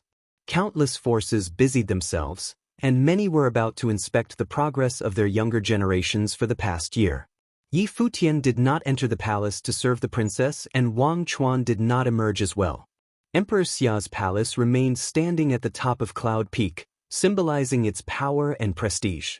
Many mighty ones from Emperor Xia's palace stepped out and stood high up in the air, casting their gaze far away, seemingly waiting for something. The clouds rolled several hundred miles away, and golden clouds were seen showering. A roar of the dragon was heard in the clouds. At that moment, countless looked up in the air, hearing the dragon's roar thundering in the air. Dazzling golden light rained down below. A huge figure appeared basking under the golden light. That huge figure was golden throughout, and its head looked overpowering and magnificent.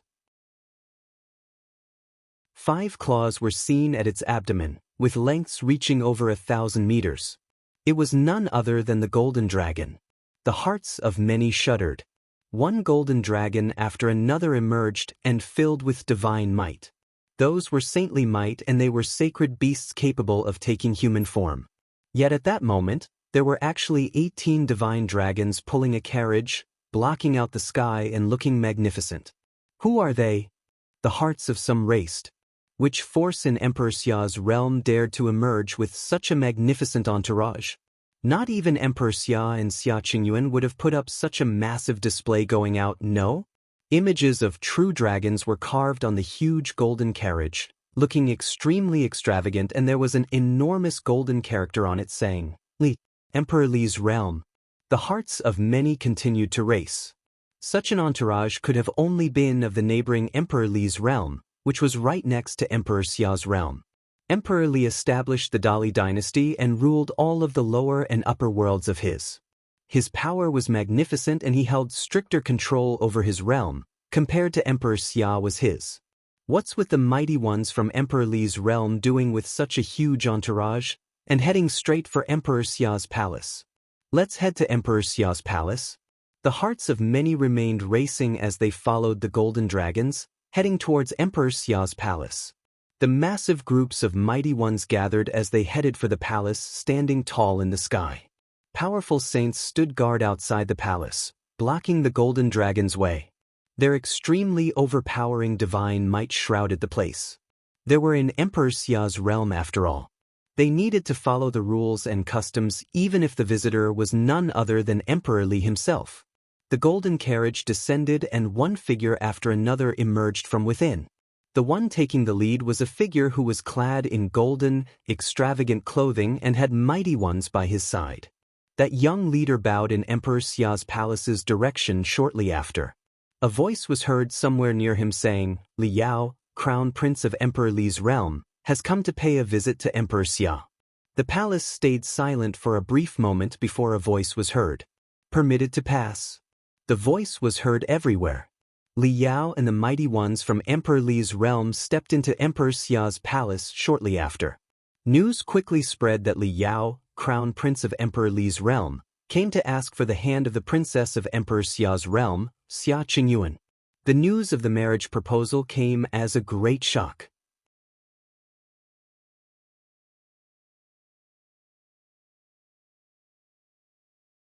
He glanced at the people from Emperor Li's realm and said coldly, "The princess is of unparalleled and esteemed status. She is not someone you people could simply ask for sparring matches with. We would be fine with having someone capable of fighting in her stead and defeating our cultivators nonetheless," the people of Emperor Li's realm said again, as if they were actually there to fight. Emperor Xia remained seated calmly in his palace and said with a composed expression, "Get out." It was apparent that the emperor was chasing out the guests. The mighty ones from Emperor Li's realm looked above and they were unable to see where Emperor Xia was. The saints dared not probe haphazardly with their spiritual powers. While they were indeed boastful, they nonetheless actually did know where they stood, the Emperor Xia's palace, which was the absolute center of Emperor Xia's realm. None of them dared to do anything that would have truly overstepping the border, as they were simply there to fulfill their tasks. If Emperor Xia do not like us here, then we shall wait outside Emperor Xia's palace for a battle. If there shall be no one emerging to fight us within 3 days, we shall leave at our own accord, without needing further orders from you, Emperor Xia, a mighty one from Emperor Li's realm said with a brimming voice. They then retreated shortly after, leaving the palace. As they stated earlier, despite stepping outside the palace, they did not leave the realm. They really set up camp outside Emperor Xia's palace, and that action alone was one of blatant provocation. Even though the guests from Emperor Li's realm set up camp outside despite being ordered to leave the palace, Emperor Xia still could not have simply ordered for their execution. A huge crowd was drawn outside of the palace due to the golden dragon carriage being around. No one was able to tell how many people actually gathered around there. They all heard the conversation within Emperor Xia's palace earlier. There was simply no way a marriage proposal from the Crown Prince of Emperor Li's realm to Xia Qingyuan could have not attracted any attention. However, Emperor Xia had been incredibly overbearing, stating that if the other party were to bring the matter up again and insult the princess, he would have cut them down all the same, despite them being envoys. It was apparent that Emperor Xia had taken Li Yao of Emperor Li's realm seriously, and furthermore, he had taken such an action to be an insult to his most beloved daughter, Xia Qingyuan. The way he saw it, Li Yao was beneath Xia Qingyuan. That is our Emperor Xia indeed. Many were wondering deep down that, just how important the princess was to Emperor Xia, that he had to treat even a crown prince of Emperor Li's realm in such a manner. Who would actually be qualified in Emperor Xia's eyes then? What happened at the palace quickly spread everywhere else. Mighty One stepped out from Emperor Xia's palace soon enough, led by the sacred general of Qian, heading towards to people from Emperor Li's realm. A group of exceptional youths were around the general. Battles broke out soon as witnessed by countless there. The ones who came from Emperor Li's realm were all pinnacle figures below the Saint Plane. While the mighty ones from Emperor Xia's palace were too extremely formidable, but they nonetheless lost more matches than won. In short, they were completely overpowered. What was even more astounding was that every single figure from Emperor Li's realm seemed to have been able to step into the level of edge of pinnacle below Saint Plane. All of them were unerringly powerful and saintly powers were actually emanating from them. Emperor Li's realm had actually deployed such a lineup to come provoke them. There were also people who doubted if Emperor Li's realm had indeed been so terrifying that they seemed to be able to easily overpower all of the genius who emerged from Emperor Xia's palace. They heard that Emperor Li had established the Dali dynasty and ruled all of Emperor Li's realm. All under the realm, whether they be from imperial lands or not, were subjected to absolute rule. As such, it would have definitely been far easier for Emperor Li's realm to mobilize capable men for specific tasks than Emperor Xia's realm. Emperor Xia sat quietly at his ninth heaven palace above, his eyes pierced through the layers beneath and watched the battlefield. A cloaked figure stood quietly by Emperor Xia's side and gazed at the battlefield below as well. So the period of 10 years is finally up then? Emperor Xia, who had been sitting regally, asked. The cloaked figure by his side nodded and said, "Your Majesty, it would be after the end of this year. The armies of Tian and Dou had begun to mobilize." Right? Emperor Xia nodded slightly. "So they are here to probe us then. It is no wonder that they are able to overpower our men. They came prepared after all. Those people have been subjected to forced transformation of their foundations using saintly powers. Most of them would never be able to go any further, and they are little more than pawns of Emperor Li," the cloaked figure commented. He was naturally able to tell that the group of people from Emperor Li's realm out to provoke them were extremely powerful. They did not get to where they were from their own superb talents. They, who were all pinnacle sages, had also been subjected to inhumane means of infusing semi-saint-like powers. However, doing so would have been the same as shattering their future. But then again, it was entirely possible that those people did not have what it would have taken to make it as saints, so they were selected to become machines of war instead. "How about we mobilize Tianji?" the cloaked figure asked. If Tianji and Xia Qingyuan were to be there to fight them, there would not have been much of a problem. Only people at the edge of pinnacle below Saint Plane level people, the semi-saints, would have been able to overpower those forcefully created mighty ones. No need to hurry. Have Tianji mobilize his men, but no need to act for now. Let the others feel what those people are capable of first. We might be meeting them in the battlefield soon enough. As for Qingyu, tell her to stand down. Emperor Xia gave his orders. Acknowledged. The cloaked figure nodded and his silhouette turned ethereal before disappearing altogether. The news of the battles spread at blitzing speeds, kicking up quite a ruckus.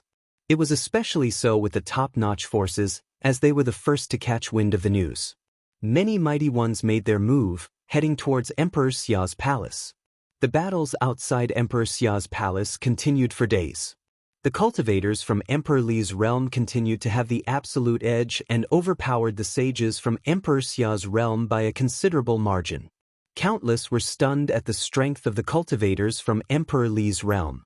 But then again, the saints were somehow able to tell that something was off. Many younger generations of many top-notch forces gathered outside Emperor Xia's palace. People from the Divine Cloud Palace, the Qin Palace, the Shao clan, the Jiutian Temple and many others were seen there, including some who were ranked on the Jiutian ranking. Some among them even made their move, yet things remained unchanged.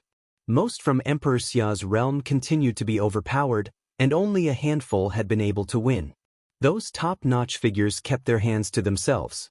The princess and the few of the most powerful figures of Emperor Xia's realm had yet to make a move as well. Xia Qingyun was nowhere to be seen even then, as if none of that had anything to do with her. Countless from the upper worlds discussed about that matter, and Yi Futian naturally caught wind of it. He then arrived outside Emperor Xia's palace. He was there for one reason only, Li Yao. Many noticed Yi Futian's presence and discussed about him. He was then considered a renowned figure after all. Yi Futian took a look at Li Yao, who was sitting on the carriage as soon as he came. Li Yao was inexcusable for making that battle several years ago back in the Holy Ji Palace being so brutal. Saint Ji and the 9 mighty ones acted as they did because of Li Yao. If Saint Ji had not made a move against him, Jiyu would not have died. As such, it was within reason to hold Li Yao responsible for Jiyu's passing, and Yi Futian was compelled to show up. He was not the only one there. Gong Sun Zhong, Qin Bai and others were there as well. At that moment, high above the 33rd layer of heaven of Lihan Heaven, a figure was sitting there quietly. Sword will of the great path flowed and circled around him. Several people stood behind him and they were saying something, seemingly informing him of the happenings of Emperor Xia's realm as of late. The ones from Emperor Li's realm are very strong then? The young man asked. There were seniors claiming that the people of Emperor Li's realm had been thrust into semi-saint level through forced means using saintly powers. Unless people at the edge of pinnacle below Saint Plane were to act, the chances of defeating them would be incredibly small, the ones behind answered. Semi-saint? The young man mumbled to himself in a calm manner. He took one look and the sky and sword will gushed about, seemingly coalescing from the heavens. Sword, the young man said with a brimming voice, penetrating the heavens. Thousands of swords seemed to have flown and arrived before the young man in mere moments. He stepped forward and traveled using the swords. Sword aura burst as he made his move, tearing the space before him at breakneck speeds. Many at Lihen Heaven turned his heads above to catch a glimpse of the mighty scene. Their minds were shuddering. Looks like our big brother is only one step away from becoming a saint then. Wang Chuan, the number one figure below Saint Plane at Lihen Heaven, finally descended from the 33rd layer of heaven on that day.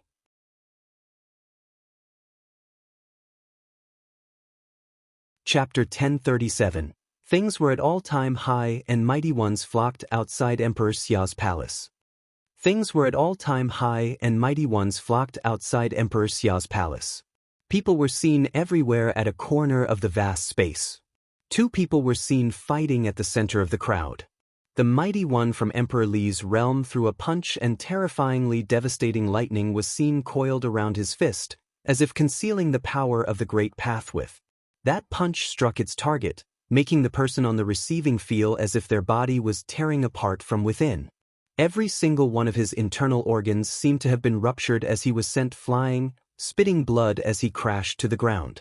Many continued to be shocked by that scene. The side of Emperor Xia's realm suffered yet another defeat, as the one who was defeated was a mighty one from Emperor Xia's palace, and he too was overpowered. The power of his opponent's fist had concealed might of the saints, and furthermore, its force was compressed as much as it had been able to. As such, there were hardly any terrifying aura being sensed by the onlookers, yet the attack burst with extremely devastating force nonetheless. People of such levels would have been able to have fine control of their power at will. Their control was unerringly terrifying. If they were able to make it as saints, such qualities would have been even more pronounced. At that moment, the crowd split without anyone telling them to. Cheers were heard and countless eyes turned around, looking at Emperor Xia's direction. A figure descended from the palace above and stepped into the crowd. The princess is finally here. The eyes of many sparkled, not knowing if the princess would have fought personally. Princess? The people from Emperor Xia's palace all bowed. Tianji brought his men and appeared behind Xia Qingyuan. Gong Sun Zhong, Xinyuan Ao and many others were there as well. The moment they saw Xia Qingyuan, they knew that the time for the ones from Emperor Li's realm to go home was near. If those people still insisted of staying around, they would have acted then. Princess Qing, we meet again. Liao turned his eyes at Xia Qingyuan and smiled.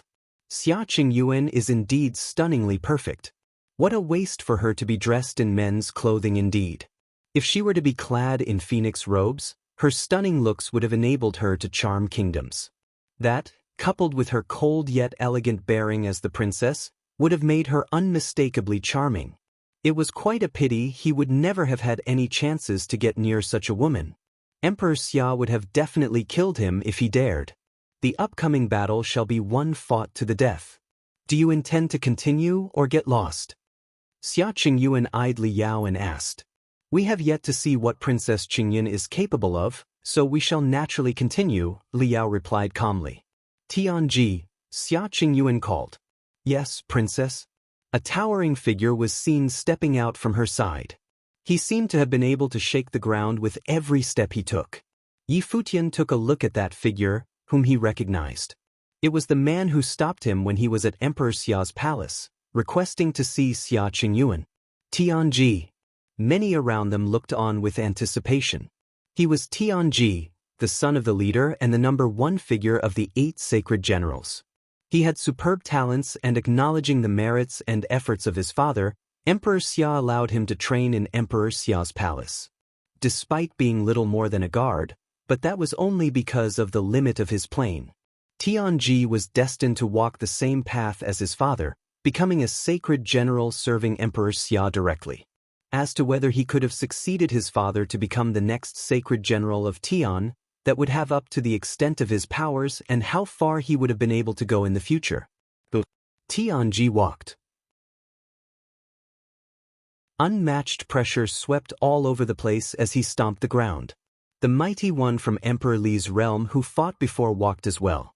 Flashes of lightning clad around him and coursed about his body, bursting with devastating might of rules. Tianji raised his fists, and within an instant, golden images appeared on each of them and materialized as blinding halos. Terrifying power of tearing rule burst from them. Furthermore, halos appeared on his body as well, emanating formidable pressure as if they were divine light. Halos of great path glittered and pressured his opponent. The mighty one from Emperor Li's realm frowned a bit and seemed to have sensed threatening force. However, there was no way he could have backed away then. He stepped forward as well. His fist struck the air with shattering crack of lightning, seemed to be out to swallow the heavens. Both came to clash with each other up close and personal within seconds. Wrecking explosions were heard, and within an extremely short span of time, both sides brought countless punches to bear. A shriek was then heard.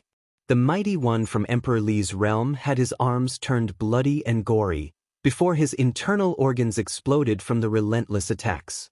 He was quickly thrown back to the dragon carriage and slumped to the floor, totally and undoubtedly dead. The hearts of countless spectators raced. They looked at the glittering Tianji, finding that the son of the sacred general of Tian had indeed lived up to his father's mighty name. His strength was undoubtedly formidable. Tianji was an edge of pinnacle below Saint Plain himself. He was nearly invincible at Sage Plain. Even if his opponent happened to possess powers enhanced through external means, said opponent was nonetheless quickly killed. Li Yao did not show much of any emotions from seeing his men killed. Those people had been trained to become suicide fighters and martyrs to begin with after all. All of them should have been prepared to die in battle. Tianji, son of the sacred general of Tian, was indeed formidable. There was little idea how many people of such levels were there in Emperor Xia's realm. Who else? Tianji turned his eyes at Li Yao. Li Yao looked at someone at his side and said in a low voice, "Get up there." There was a mighty one at each of his side respectively who had never participated in the battles. It was apparent that those two differed from the others. One of them walked out and stood before Tianji. That supreme bearing emanating from him seemed like a natural one instead of achieved using external powers. Xia Qingyuan stared at the battlefield. That person would have probably been very powerful. As expected, the resulting fight between those two men was indeed spectacular. Tianji and that mighty one from Emperor Li's realm fought, and the fight ended up in a tie. Even someone as powerful as Tianji had been incapable of taking down his opponent. "That will do," Xia Qingyuan then spoke. Both Tianji and his opponent stepped down simultaneously. The aura of both men still felt agitated. Xia Qingyuan turned her eyes at Tianji's opponent. Other than the ones who have had their powers forcefully amplified, Li Yao had also indeed brought two true edge of pinnacle below Saint Plain fighters with him indeed. The sacred general of Tian had been known for his almighty prowess, and the son was equally as extraordinary. Are there any others from Emperor Xia's realm like him? Li Yao asked. Gong Sun Zhong, Qin Bai and some others were eager to try their hand, so they were about to walk out. However, Futian stepped out before everyone else. His expression was extremely cold as he gazed at Li Yao. Li Yao looked at him with a puzzled expression. He was not at that sacred battle back in the day, and his people, who had been watching the battle back then, were killed as well. As such, he decided to bail right away and left Emperor Xia's realm. He only knew later that the Holy Ji Palace emerged victorious in the sacred war. That good-for-nothing Saint Ji acted and still failed. He seemed to have sensed vengeance from Futian's gaze and asked, "Are you going to fight?" "I challenge you." Futian looked at Li Yao and said, "Ooh." Li Yao smirked when he heard what Yi Futian said. You want to challenge me? There was no way he would have taken the challenge. Who else? Li Yao did not bother with Yi Futian, and had instead asked his people at his side. Someone else stepped out, spreading his aura. Yi Futian. The surrounding spectators from Emperor Xia's realm felt rather hopeful about that battle. They thought the likes of Gong Sunzhong would have made a move, and never expected Yi Futian to have acted first.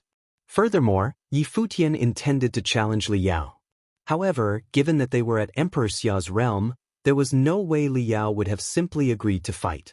But then again, the people of Emperor Xia's realm were actually very curious as to how capable Yi Futian would have been. That battle would have allowed them to witness for themselves. Li Yao isn't going to fight. Stay out of this battle. Xia Qingyuan spoke to Yi Futian telepathically. If vengeance is what you're after, you'll get plenty of opportunities in the future. Yi Futian remained standing where he was even after hearing Xia Qingyuan's words.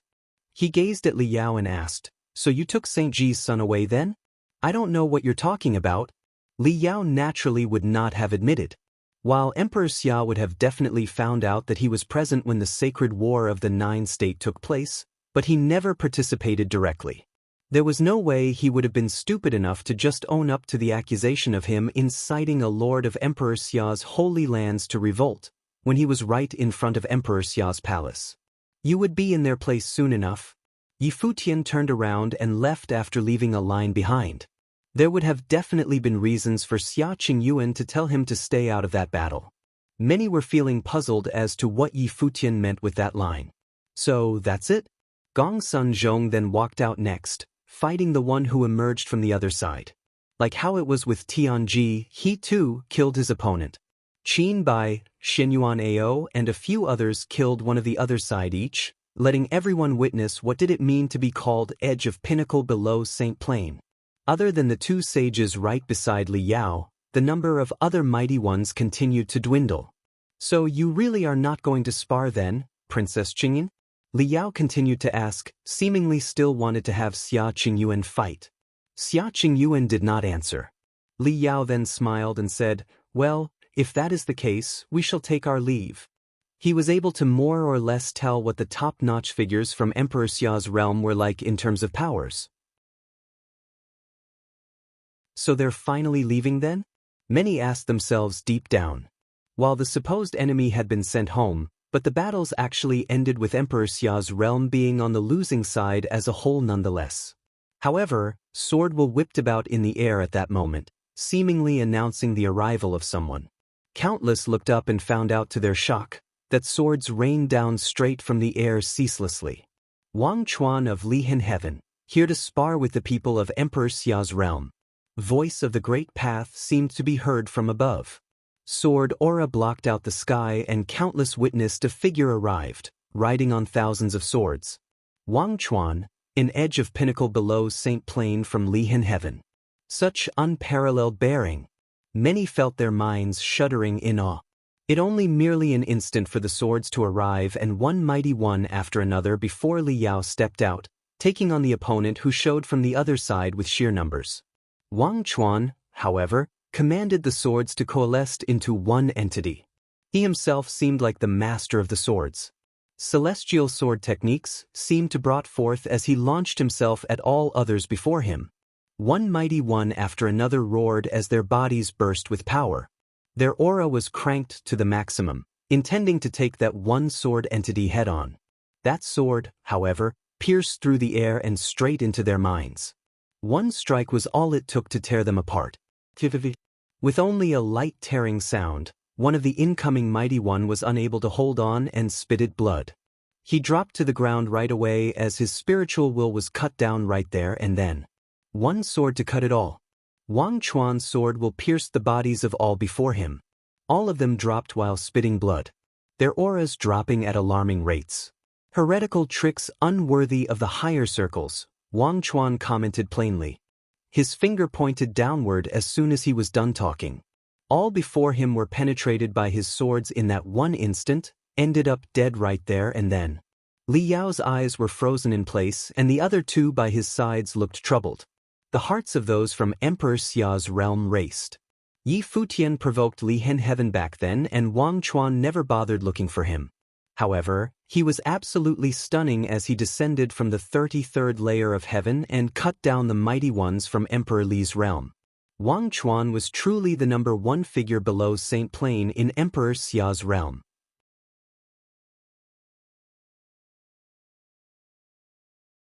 Chapter 1038. Countless people were fascinated as they watched this heroic figure with the impressive sword. Countless people were fascinated as they watched this heroic figure with the impressive sword. Someone had come from Emperor Li's realm to provoke them by giving a command to their princess. In Emperor Xia's realm, many people looked at Princess Xia Qingyuan as a goddess that should not be profaned. However, in the provoking battle with Emperor Li's realm, the cultivators of Emperor Xia's realm were suppressed. Tianji and Gong Sunzhong had gotten involved, and thus they were able to defeat their opponents, but their foes had been so many that it seemed the only way they were able to win was due to the intervention of these two great figures. One of the two people beside Li Yao had even managed to fight Tianji to a standstill. Because of this, Wang Chuan of Li Hen Heaven had flown over on a sword. He was such a powerful figure that as his sword struck the ground, all the cultivators besides the two people beside Li Yao who had a bit of divine path power were killed. Moreover, his sword had clearly already reached the extremes of the sage plane. It had elements of the divine path. It seemed that Wang Chuan was much more than halfway on his path to sainthood. One more step and he would be there. Before Princess Xia Qingyuan had reached the peak of her powers, even she would have had difficulty beating Wang Chuan, who was at the peak of what was possible below the saint level. It was highly likely that Wang Chuan, who had come from the 33rd heaven, could inherit the ceremonial robes of the leader of Li Hen Heaven. At Old Man Zhao's feast, Yi Futian had suppressed the cultivators of Li Hen Heaven and had boasted that there was no one there of note below the saint level. Was that really true? It was just that Wang Chuan had not wanted to come down for a single battle. At that moment he stood there majestically and independently in a white robe with sword wills flowing around his body as he stared at Li Yao. Li Yao stared back at him, then smiled and said, "Marvelous. I am grateful for this opportunity to see you in action. If we have a chance we should do it again." He waved his hand and suddenly 18 sacred golden dragons streaked through the air, pulling the carriage into the sky. And so he left. Xia Qingyuan did not order for him to be stopped. Although he had provoked her, she still followed the rules. Emperor Xia was the host here, and could not detain his opponent. "Princess Xia Qingyuan, I'll see you on the battlefield," came a voice from the sky along with the dragons roaring. Xia Qingyuan knew what he meant by this. Li Yao sat upon the dragon with eyes flashing. Today he had tested the combat prowess of the cultivators below the saint level of Emperor Xia's realm. It seemed that more preparations needed to be made. Even though those dead soldiers had been strong enough, they still could not resist someone of Wang Chuan's level. And they would be even more useless against actual saints. Yi Futian looked up at Li Yao riding away on the dragons. His white hair flew in the wind, but his heart was cold. His enemy was right before him, but he didn't have the power to kill him. He could not get revenge for Jiu. Moreover, Li Yao had never looked at him seriously. He probably had never cared about what he had done at Jisheng Cliffs. Who had died there had nothing to do with him. All that he cared about was whether or not Saint Ji had completed his service. As for everything else, it meant nothing to Emperor Li's son. And as a mere sage, why would Li Yao ever care about him? Xia Qingyuan glanced at Yi Futian. Besides the people from the palace, she was probably the only one who knew the hatred that he felt for Li Yao. As for the others, they were all looking at Wang Chuan. The figure who had come down from the 33rd heaven turned slowly and nodded slightly to Xia Qingyuan. He was elegant beyond compare. He turned to look at Yi Futian. This was his first time seeing him. They had not known each other before, but upon seeing him he instantly knew who he was. Yi Futian felt him looking at him, and he turned away from the fleeing Li Yao, looking back at Wang Chuan. In that moment their gazes crossed over each other. Everything was silent across that vast space. It all seemed a little bizarre. This silence was all because the two of them were looking at each other. One was Yi Futian, who had swept away the swordsman of Li Hen Heaven and said there was no one there of note below the saint level.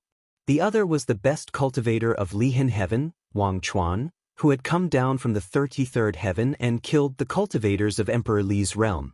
The two of them finally stood face to face. So, would they have a real exchange today to solve the enmity that had grown between them? Everyone was trembling on the inside as they watched with great expectation. Could Wang Chuan defeat Yi Futian in a single sword stroke as he had done to the cultivators from Emperor Li's realm? The sword way of Lihan heaven has 33 levels, and countless cultivators follow it. I don't even know how many powerful cultivators there are below the saint level. Many of the swordsmen have never revealed their true strength, and have not come down off the mountain. This does not mean that there is no one of note, said Wang Chuan, seemingly in response to Yi Futian. If there are people of note, then why did a saint have to get involved? Asked Yi Futian. Uncle Master Li Yang made a mistake, but if it had been me I would have done the same. After all, I could not watch the cultivators of Lihan heaven being killed, and I'm sure you would have done the same as well. They had really done wrong in Pei Qianying's battle, but it was still unfair. Lu Qing had gone to fight for Pei Qianying, but was still defeated. Wang Chuan's voice was calm as his sword was wrapped around him. To put it bluntly, Li Yang had done something wrong. Many people sighed inwardly. It was probably only someone as heroic as Wang Chuan who could call out their elder like that. But he had said he would have done the same in that situation. Indeed, there were some things that from a certain standpoint should be done even if they were wrong. Could he have really watched his disciples die? In the end, he was his own person, and nobody could shield him from his own faults. Even so, I have not heard a single apology, nor will I acknowledge your so-called standpoint. In the end, our strengths were not equal, said Yi Futian. If their strengths had been equal, the outcome would have been very different. Is the world of cultivation not always like this? Wang Chuan looked at Yi Futian. Yi Futian did not dispute this, but nodded seriously. You're right. Such is the world of cultivation. Whether it was Lihan heaven or Li Yao, it was all the same. Would Li Yao not think the same way? He only pursued his own goals. Why would he care about the deaths of others?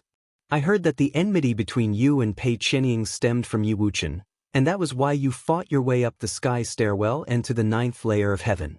If you cannot calm yourself today, then come up to the 33rd layer of heaven. I will wait for you there.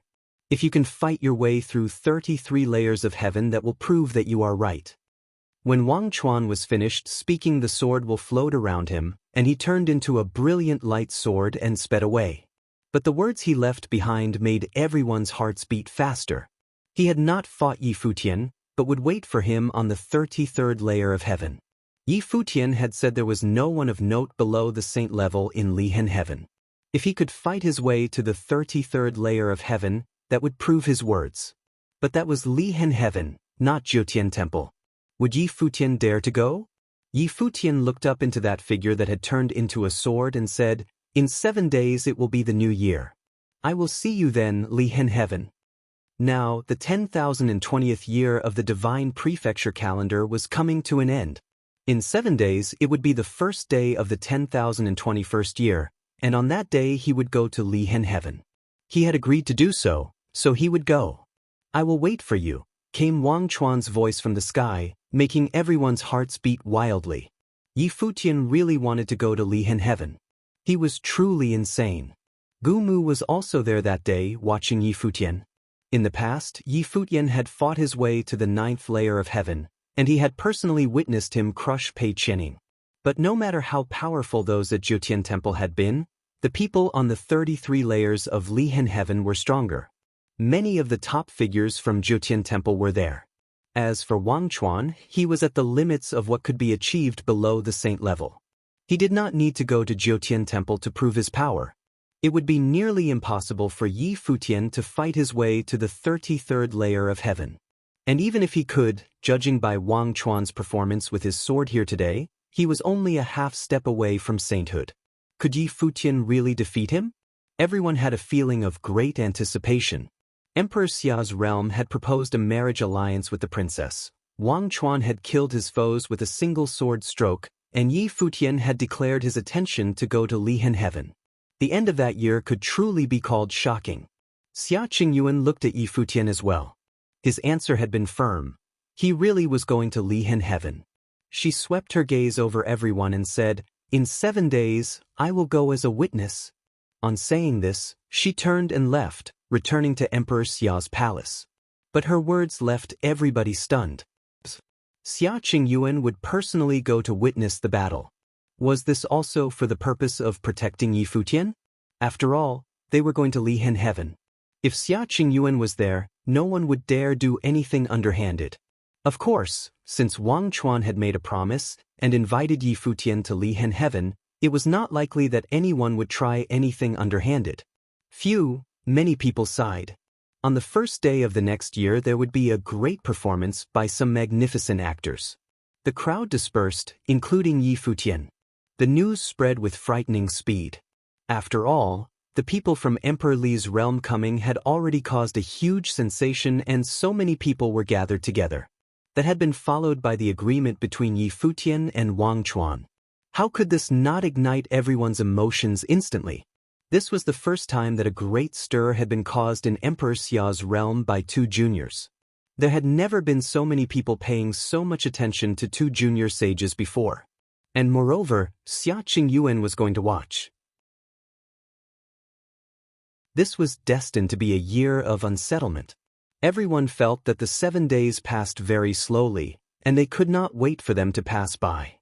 But the more they wished for this, the slower they seemed to go. Finally, under great anticipation from everyone in Emperor Xia's realm, the 10,021st year of the divine prefecture calendar came. Many people gathered together under Lihan heaven, coming from all directions. On that day, Yi Futian came riding on a sword. He stood beneath Lihan heaven, preparing to ascend the 33 layers.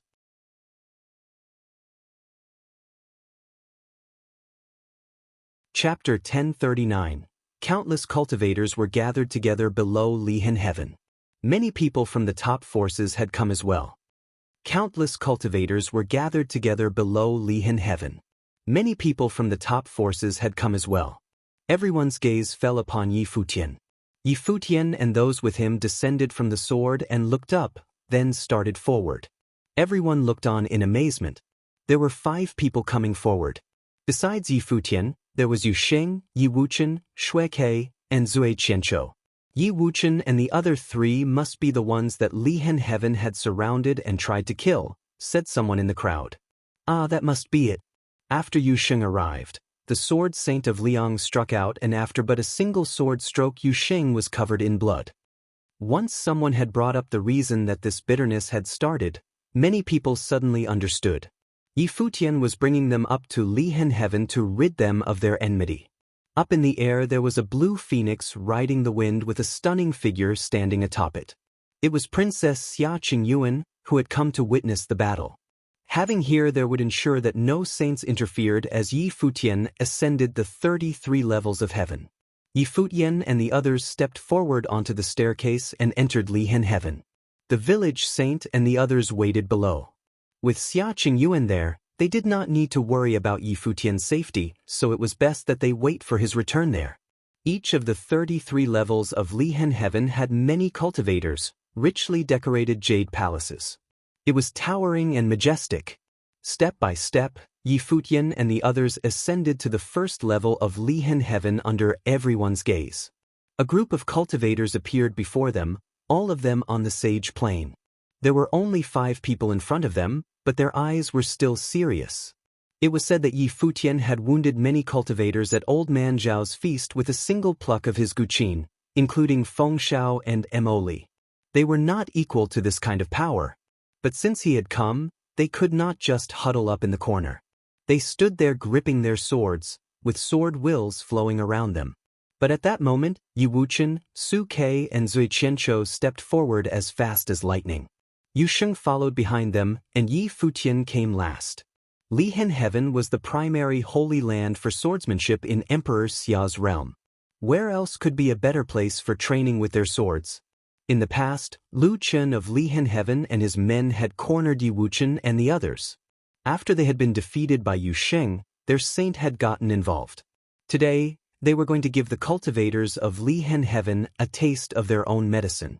The life spirit in Yi Wuchen's brow spat out brilliant golden light as radiant golden sword wills wrapped around him, and his whole body became exceedingly sharp. Su Ke and Zui Qianshou both had divine implements, and they struck forward. Although they were only mid-level sages, and many of the cultivators from Lihen Heaven were at the top of the sage level, their divine implements made up the difference. Even if their opponents had had divine implements, using them would still have been more advantageous to Su Ke and Zui Qianshou than if both sides had not had them. Of course, the strongest among them was still Yi Wuchen, who had Renwang's sword will. Yi Wuchen flashed over in an instant. He opened his eyes that were as sharp as swords, and light swords shot out, piercing everyone's minds. An illusion appeared before the cultivators of Lihen Heaven. It seemed that the sky was full of swords. A sword struck, and they all felt a clear sense of danger, but they did not know where it came from. This was the illusory sword technique. However, they were well trained for this. Some of the best among them closed their eyes and struck out, and in an instant there were swords everywhere. Yi Futian stood behind them calmly. He had heard that in the first 11 levels of Lihen Heaven the cultivators were all those who had not yet officially joined Lihen Heaven or whose talent was not enough and thus had not yet advanced to the core. The people on the middle 11 levels were the true core disciples. As for the top 10 levels, those were reserved for those whose talent was enough to certify their genius. Starting at the middle 11 levels, each level had someone at the saint level to train them. It was easy to see how powerful Lihen Heaven was. The teachers on the middle 11 levels were of the first tier of the saint ranking. They were disciples on the divine path. The top 10 levels were the true foundation of Lihen Heaven, and the teachers were of the elder generation. As for the 33rd level, it was called the Heaven Beyond Heaven. Only top talents like Wang Chuan had a chance to go there and be taught by the sword master of Lihen. It could be said that the division of ranks in Lihen Heaven was very strict. The sword saint of Liang was in the top 11 levels of Lihen Heaven. Lu Cheng, who had gotten involved previously, Chu Qingyang, Wang Mang, Li Qiushui and Mo Li were all there cultivating. Of course, anyone who could get into Lihen Heaven was an outstanding cultivator. Those whose talent was referred to as not enough were only not good enough when compared with the people of Lihen Heaven. But Yi Wuchen and the others were enough to handle them. After all, by using Renwang's sword will and their divine implements, they could bring to bear a combat prowess equal to one at the top of the sage level, especially Yi Wuchen. In the previous battle he had wounded Chu Qingyang, overbearing sword and Wang Mang. Yi Wuchen launched the main attack, and sword illusions wrapped around his opponents. Su Ke and Zui Qianshou accompanied him. They both sped up and launched surprise attacks. They were invisible and left no trace. With their help, the attacks became even more amazing. Cracking sounds rang out as the cultivators in front of them found their clothes stained with blood. They had all suffered wounds of various degrees. The sword's will still flowed all around them as Yi Wuchen and the others continued forward. Yu Sheng and Yi Futian followed close behind. Along the way, countless cultivators attacked them, but all of them were defeated by Yi Wuchen and the other two. Yu Sheng did not even have to lift a finger. They quickly passed through the lower 11 levels and reached the middle 11. By that time Yi Wuchen and the others were short of breath. Even though it had only been the lower 11 levels, everyone there had been extraordinary. They looked up into the sky and saw that their path was filled with swordsmen, but Yi Wuchen still looked very calm. A brilliant light shone from the life spirit sword. He reached out with his single arm and suddenly thousands of swords gathered together into an unbreakable sword that seemed able to sweep away anything. "Lend me your swords," he said. Su Ke and Zui Qianshou nodded. As they stood behind him, their sword wills flowed wildly into his. "Let's go," said Yi Wuchen, and suddenly the three of them turned into a single light sword. They tore through the air as they shot into the sky as fast as a bolt of lightning. An incomparable sword will emanated from them as they tried to break through the 33 layers of heaven. Boom! There was a loud sound as Yu Sheng stepped forward quickly. That sturdy figure followed close behind Yi Wuchen, causing the earth to tremble and countless buildings to waver. Ahead of them, a figure stood watching them with sharp eyes. Countless sword wills flowed around him, and eventually formed together into a terrible sword diagram. He reached out with both hands and pressed them down, and suddenly the sword diagram sliced through the air towards the light sword that was shooting up towards him. A line of sword will tore through the sword diagram, slicing it apart. The sword will in front of the cultivator collapsed wildly. He turned pale and turned to retreat, dodging out of the way of the sword. He saw it pass in front of him, and he was instantly covered in cold sweat and his face was as pale as ash. He had to retreat. And this retreat would damage his swordsmanship. Up ahead, another cultivator was coming after them. A terrible storm appeared in front of him, and it turned into a storm of swords that covered the sky. The sky darkened as the swords fell, as if the end of days had come. Yi Wuchen and the other two shot up into the sky like swords, cutting through the air. They pierced through the storm and cut it open. The storm of swords turned into an endlessly destructive light that could annihilate anything. Yet Yi Wuchen seemed not to notice it as he continued forward. The sword will of the great path followed him, and the sword will present in the storm was also integrated into his sword.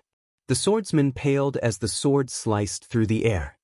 He flew away covered in blood, feeling like all the sword will within him had been destroyed.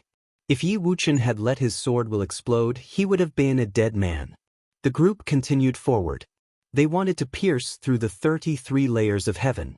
Swordsman after swordsman was wounded or retreated.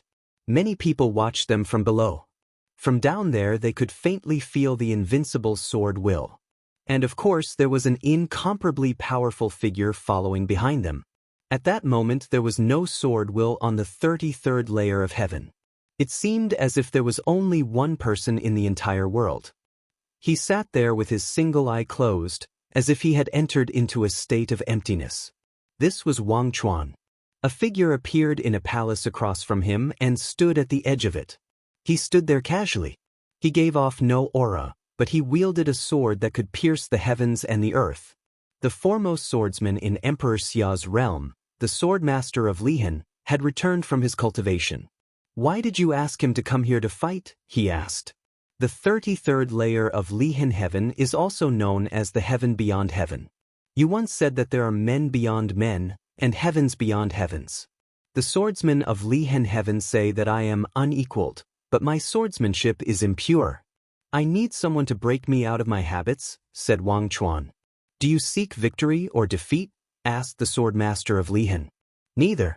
I only wish that my swordsmanship can be without fault, answered Wang Chuan. You lack a single step on the path of swordsmanship? Asked the swordmaster of Lihan. Yes. Wang Chuan nodded.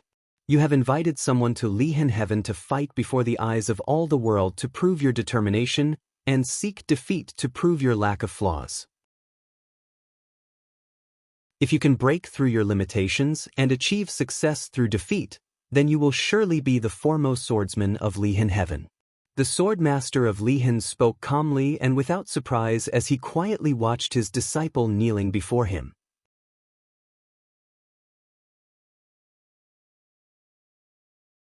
Chapter 1040.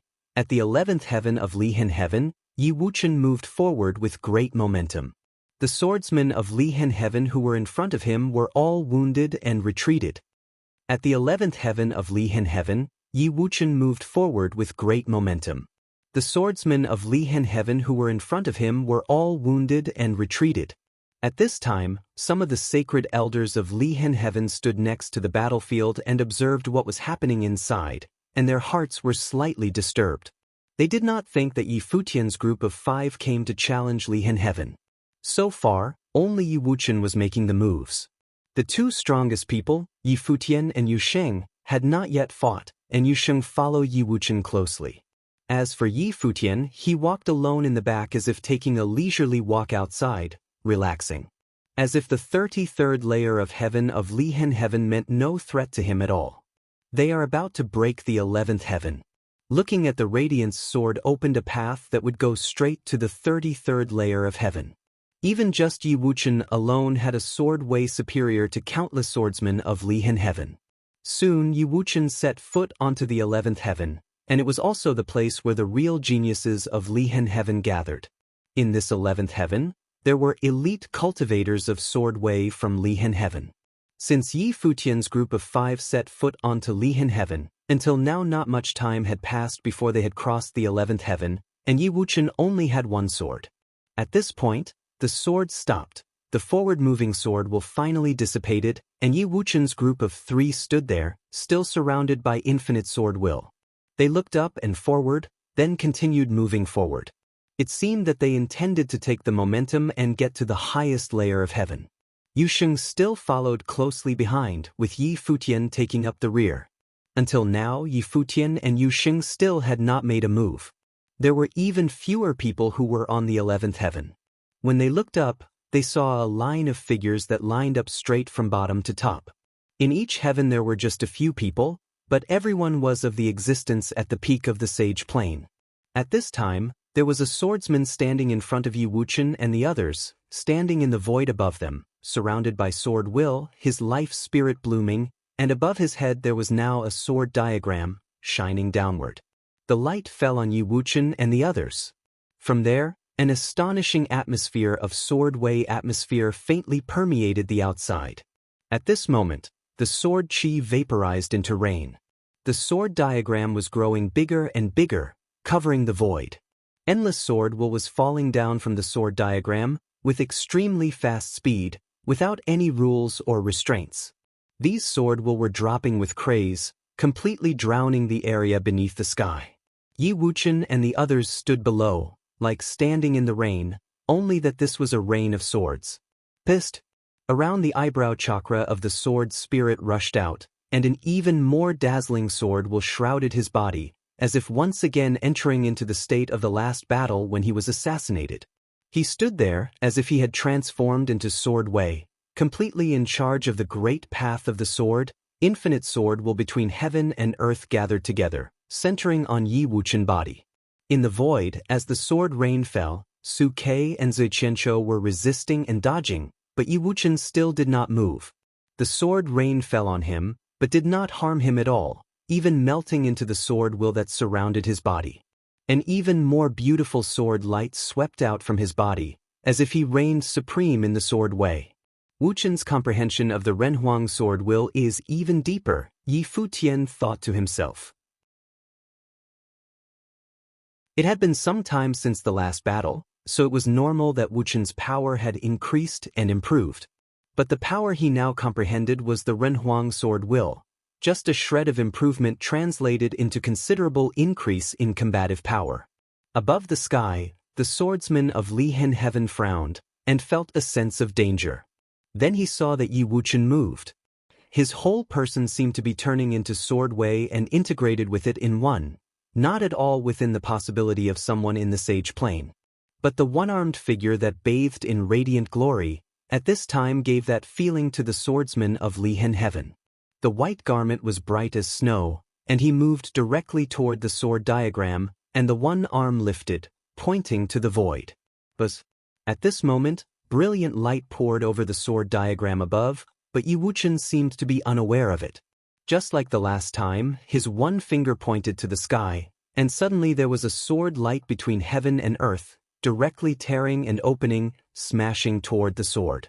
The sword diagram spun wildly and became more violent and dangerous.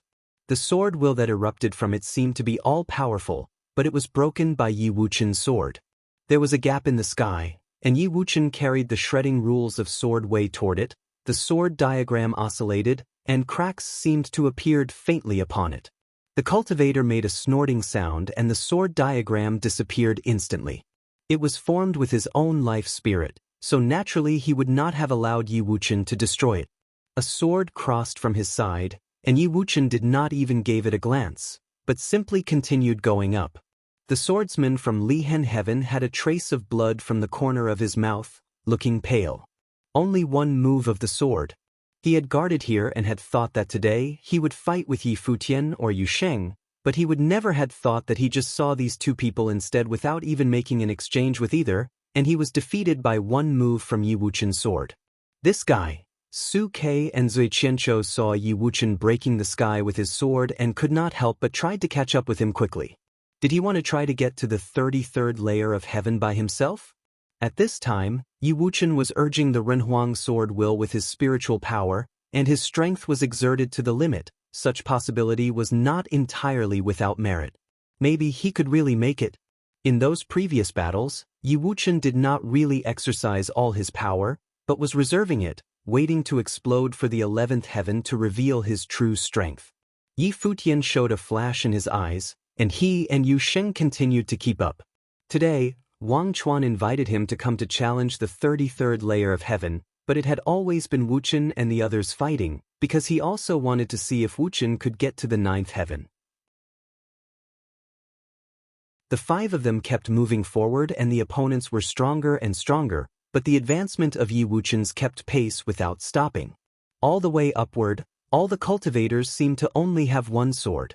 As if Yi Wuchen had only one sword and was only good with one sword. At this time, above the sky up front, a suffocating pressure dropped down, and the loud rumbling sounds could be heard. The heaven and earth made a sharp whistling sound, and a boundless and beautiful sword mark blossomed upon the sky, as if to sever the sky and cut directly toward Yi Wuchen's body. 3,000-mile sword, a sword that cut through 3,000 miles, slashed toward Yi Wuchen in the air. The last time, Yi Wuchen was defeated by this sword. At this time, he was still simply raising his hand, pointed in the void, and a sword opened up the sky, colliding with the thick sword mark that came chopping down from the sky. For a moment, the world seemed to be collapsing, and the storm that could tear and destroyed everything swept out. The sword mark was torn, and Yi Wuchen rushed forward. However, there was another sword that greeted him, and seemed to be even more fierce and violent. The figure that stood in front of Yi Wuchen was the enchanted genius of Lihen Heaven, Lu Cheng. After Lu Cheng lost to Yu Sheng that day, he had gone to the outer layer of heaven to seek higher cultivation. Although it was impossible to metamorphose his strength, it must have been much stronger than it was before. Could it change the outcome of this battle? Yu Sheng was still behind Yi Wuchen. Originally, he was the target of Lu Cheng, but at the moment, only it seemed that he had to first defeat Yi Wuchen. Yi Wuchen blocked a sword move again, but then he saw endless sword marks came down from the sky that seemed to chop through the sky. This time Lu Cheng asked for Wang Chuan's help to understand a truth. Swordsmanship often did not need to be too rigid in its practice. Sometimes, the most simple and direct sword moves could often exert the strongest strength, so that sword and heart became one, sword and will became one. Lu Cheng at this time had comprehended this point. Every time he pulled out the sword, it was the same. He was at the peak of his spirits, and many sword marks had broken the sky, that seemed to be dividing the sky. But more than that, horrific sword marks melded into the sword will, intending to destroy Yi Wuchen's spiritual will. Lu Cheng understood that although Yi Wuchen had not been instructed, he also understood. In the midst of the storm, he broke a lot of swords, but the sword marks of the great path became stronger and more aggressive. Upon his body, an extremely strong sword will seemed to appear. The radiance of 2 different sword will shined at the same time. At this moment, the endless sword will above the sky flowed toward Yi Wuchen's body and blended into him. Back then when he went through the trials at the ruin, he had received 3 Renhuang sword wills. 1 sword to open the sky and 1 sword to return the truth. Yi Wuchen's body moved, as if entering a state of selflessness, like a sword, but with actual physical existence. His body skyrocketed, without unsheathing the sword, not attacking nor dodging. Lu Cheng's expression was cold. If Yi Wuchen was looking to die, then even Xia Qingyuan would probably have nothing to say. Many cultivators witnessed Yi Wuchen meld into the sword marks, slamming into them with his own body. When Yu Sheng tried to block him, Yi Futian used voice transmission to stop him. He knew a little of Yi Wuchen's style. He was extremely decisive and usually cared nothing about himself. His person melded into the sword marks, seemed to trample and collapse, and the sword will dropped down madly. Many watched the scene in the void with great shock. Then they saw the sword marks explode and smash, and Yi Wuchen figure rushed forward. Bang bang bang. Sounds of loud booms came out. Yi Wuchen actually passed through folds of heavy attacks, and his whole person became illusory and appeared directly not far in front of Lu Cheng. He did not stop, but continued forward, and in an instant landing in front of Lu Cheng's eyes. As his one finger fell, There were stone-breaking shocks. Lu Cheng let out a scream, gathered all his entire life's cultivation of sword way, and unleashed the most powerful strike with his sword. The fingers of Yi Wuqian's illusory and immaterial body had already pressed down on the sword. In this moment, Lu Cheng only felt that his body seemed to be penetrated by thousands of swords. He watched the body that was getting closer and closer. The sword he had unleashed was slowly broken bit by bit. An unparalleled sword light exploded forth, stung everyone's eyes. The next moment, countless people were shocked to see that Yi Wuqian was still standing there, but the sword will from his body had weakened much. As for Lu Cheng, he was covered in blood, falling to the ground, letting out a moan, and coughing up bright red blood. Yi Wuqian looked at him calmly without too much emotions, and continued to move forward. Yusheng took a big step forward, and also glanced at Lu Cheng coldly, directly passing over him and continued going upward. Another swordsman made a strike, and Yi Wuqian did not move again. Behind him, Yusheng rushed out and threw a punch that pierced through the void between heaven and earth, just as tyrannical as that day when he battled Lu Cheng. Just one punch was enough to shatter the sword of the other, and shocked another swordsman to fly out, breaking many of his ribs.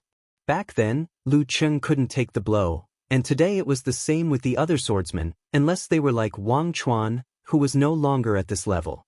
A group of 5, rolling forward over everything that was in their path, and no one was able to resist. With an absolutely strong posture, they had now gone to the highest place of Lihen Heaven, the 33rd layer of heaven. Looking up, one could see the figure sitting in front of the ancient palace, and several swordsmen beneath him.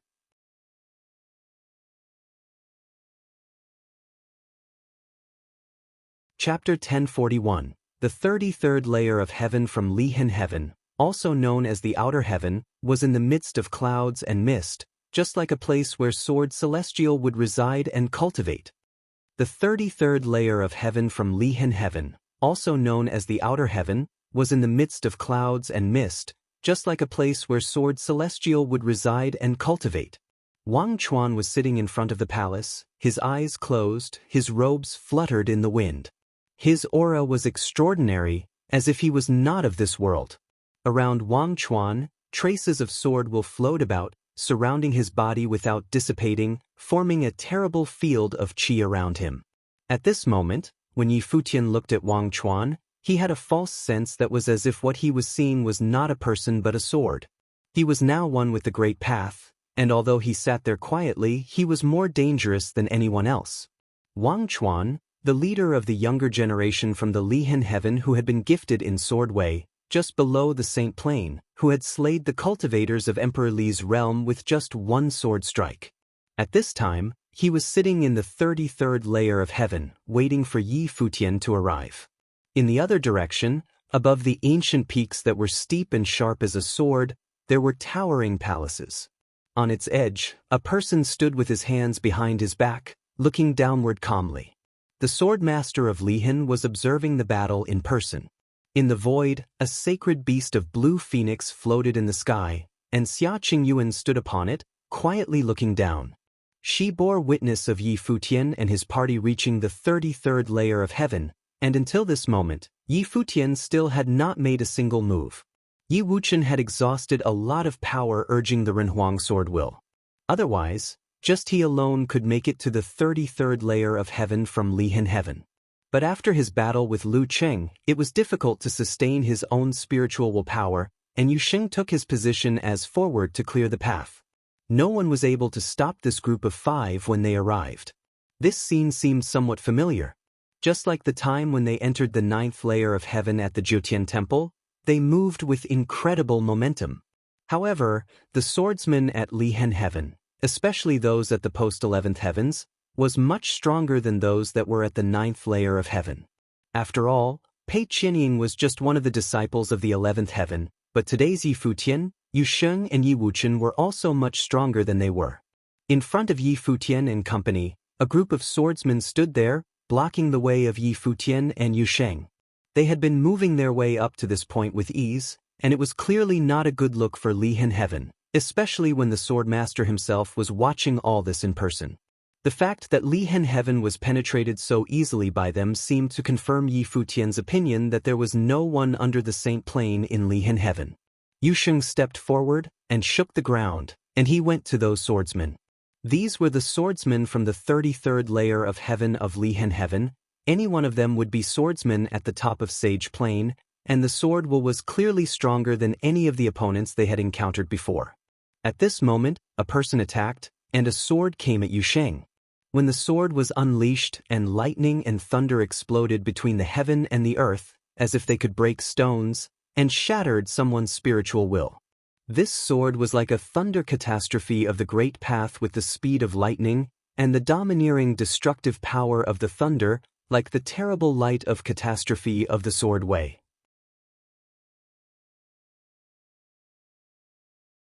In the void, traces of horrific purple marks slashed toward the immense body of Yusheng, and in his mind, there seemed to also appear a sword light that wanted to chop his spiritual will to pieces. On the body of Yusheng, the light of the Buddha and demon circulated. The immortal body was indestructible. As the horrific sword light came to him, a loud booming sound was heard, and even the defense that was as strong as Yusheng started to crack, but his actual body was unaffected as he continued forward. The roaring sound came out, like the sound of the great path, turning this space into a destructive space of sword way. Endless sword light slammed into the body of Yusheng. At this time, Yusheng felt that he was in the end days of sword light. His spiritual will seemed to be drowning in the sword way. Streams of destructive currents curled around his body and the immortal body was broken, but there was still a terrible dark golden light floating about his body. When that horrible sword way hit his body, it was devoured little by little and demonized. Boom! A loud sound, Yusheng continued to step forward, like a demon god, gave out a suffocating pressure. The body of the swordsman in front twirled in flight, and the light of the end days permeated the void.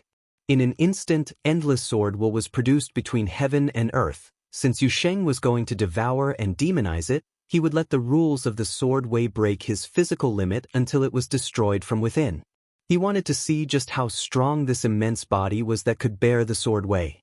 Bang! Another loud sound, the space trembled, and Yusheng took another step forward. The demonic power bloomed in his pupils, and the swordsman felt that there was a horrible pressure, centered on his body. There now appeared statues of demon god, so that he no longer faced a man, but a demon.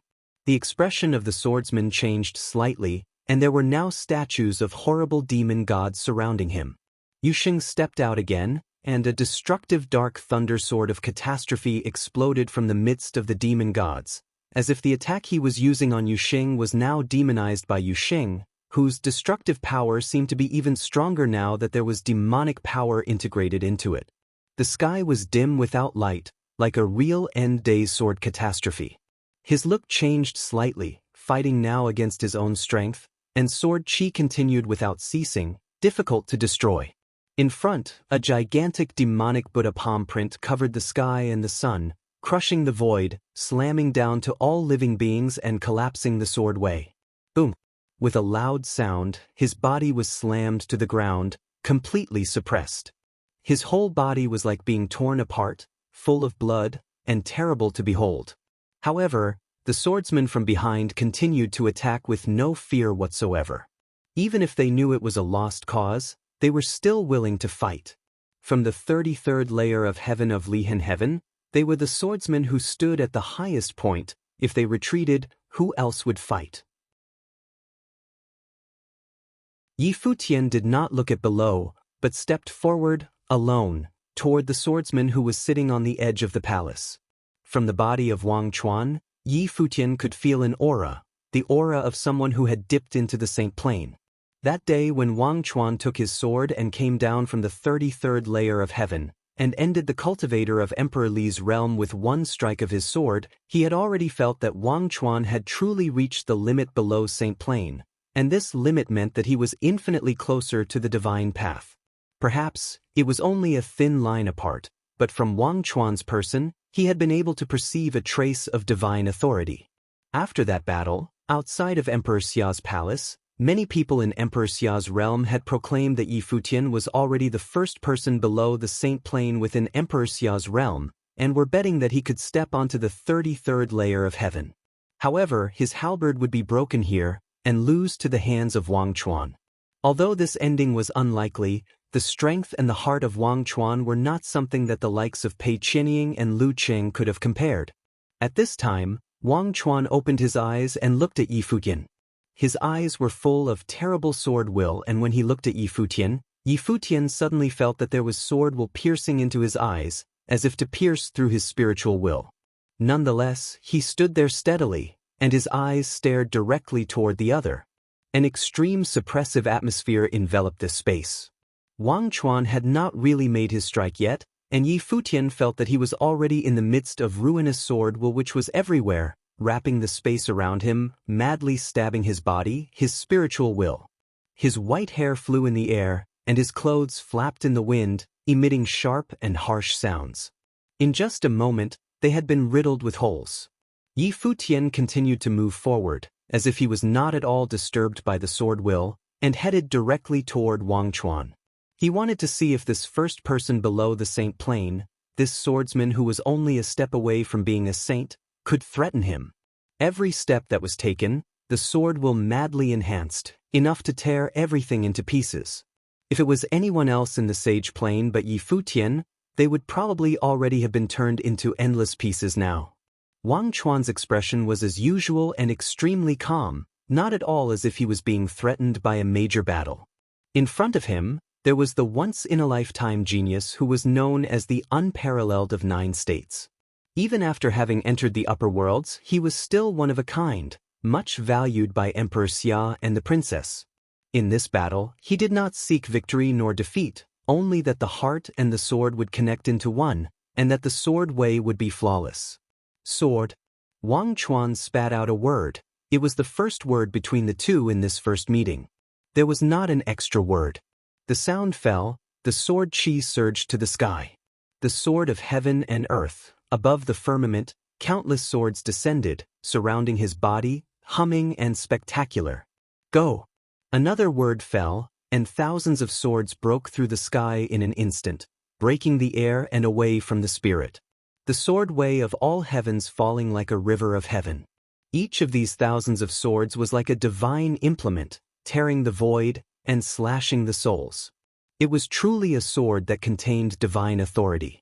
Above Yi Futian, there loomed a ruinous light of catastrophe, centering on his body, like the end of days, and thousands of rays of the light of catastrophe exploded at the same time. Every light beam was like a sword, colliding with the onslaught of the sword will.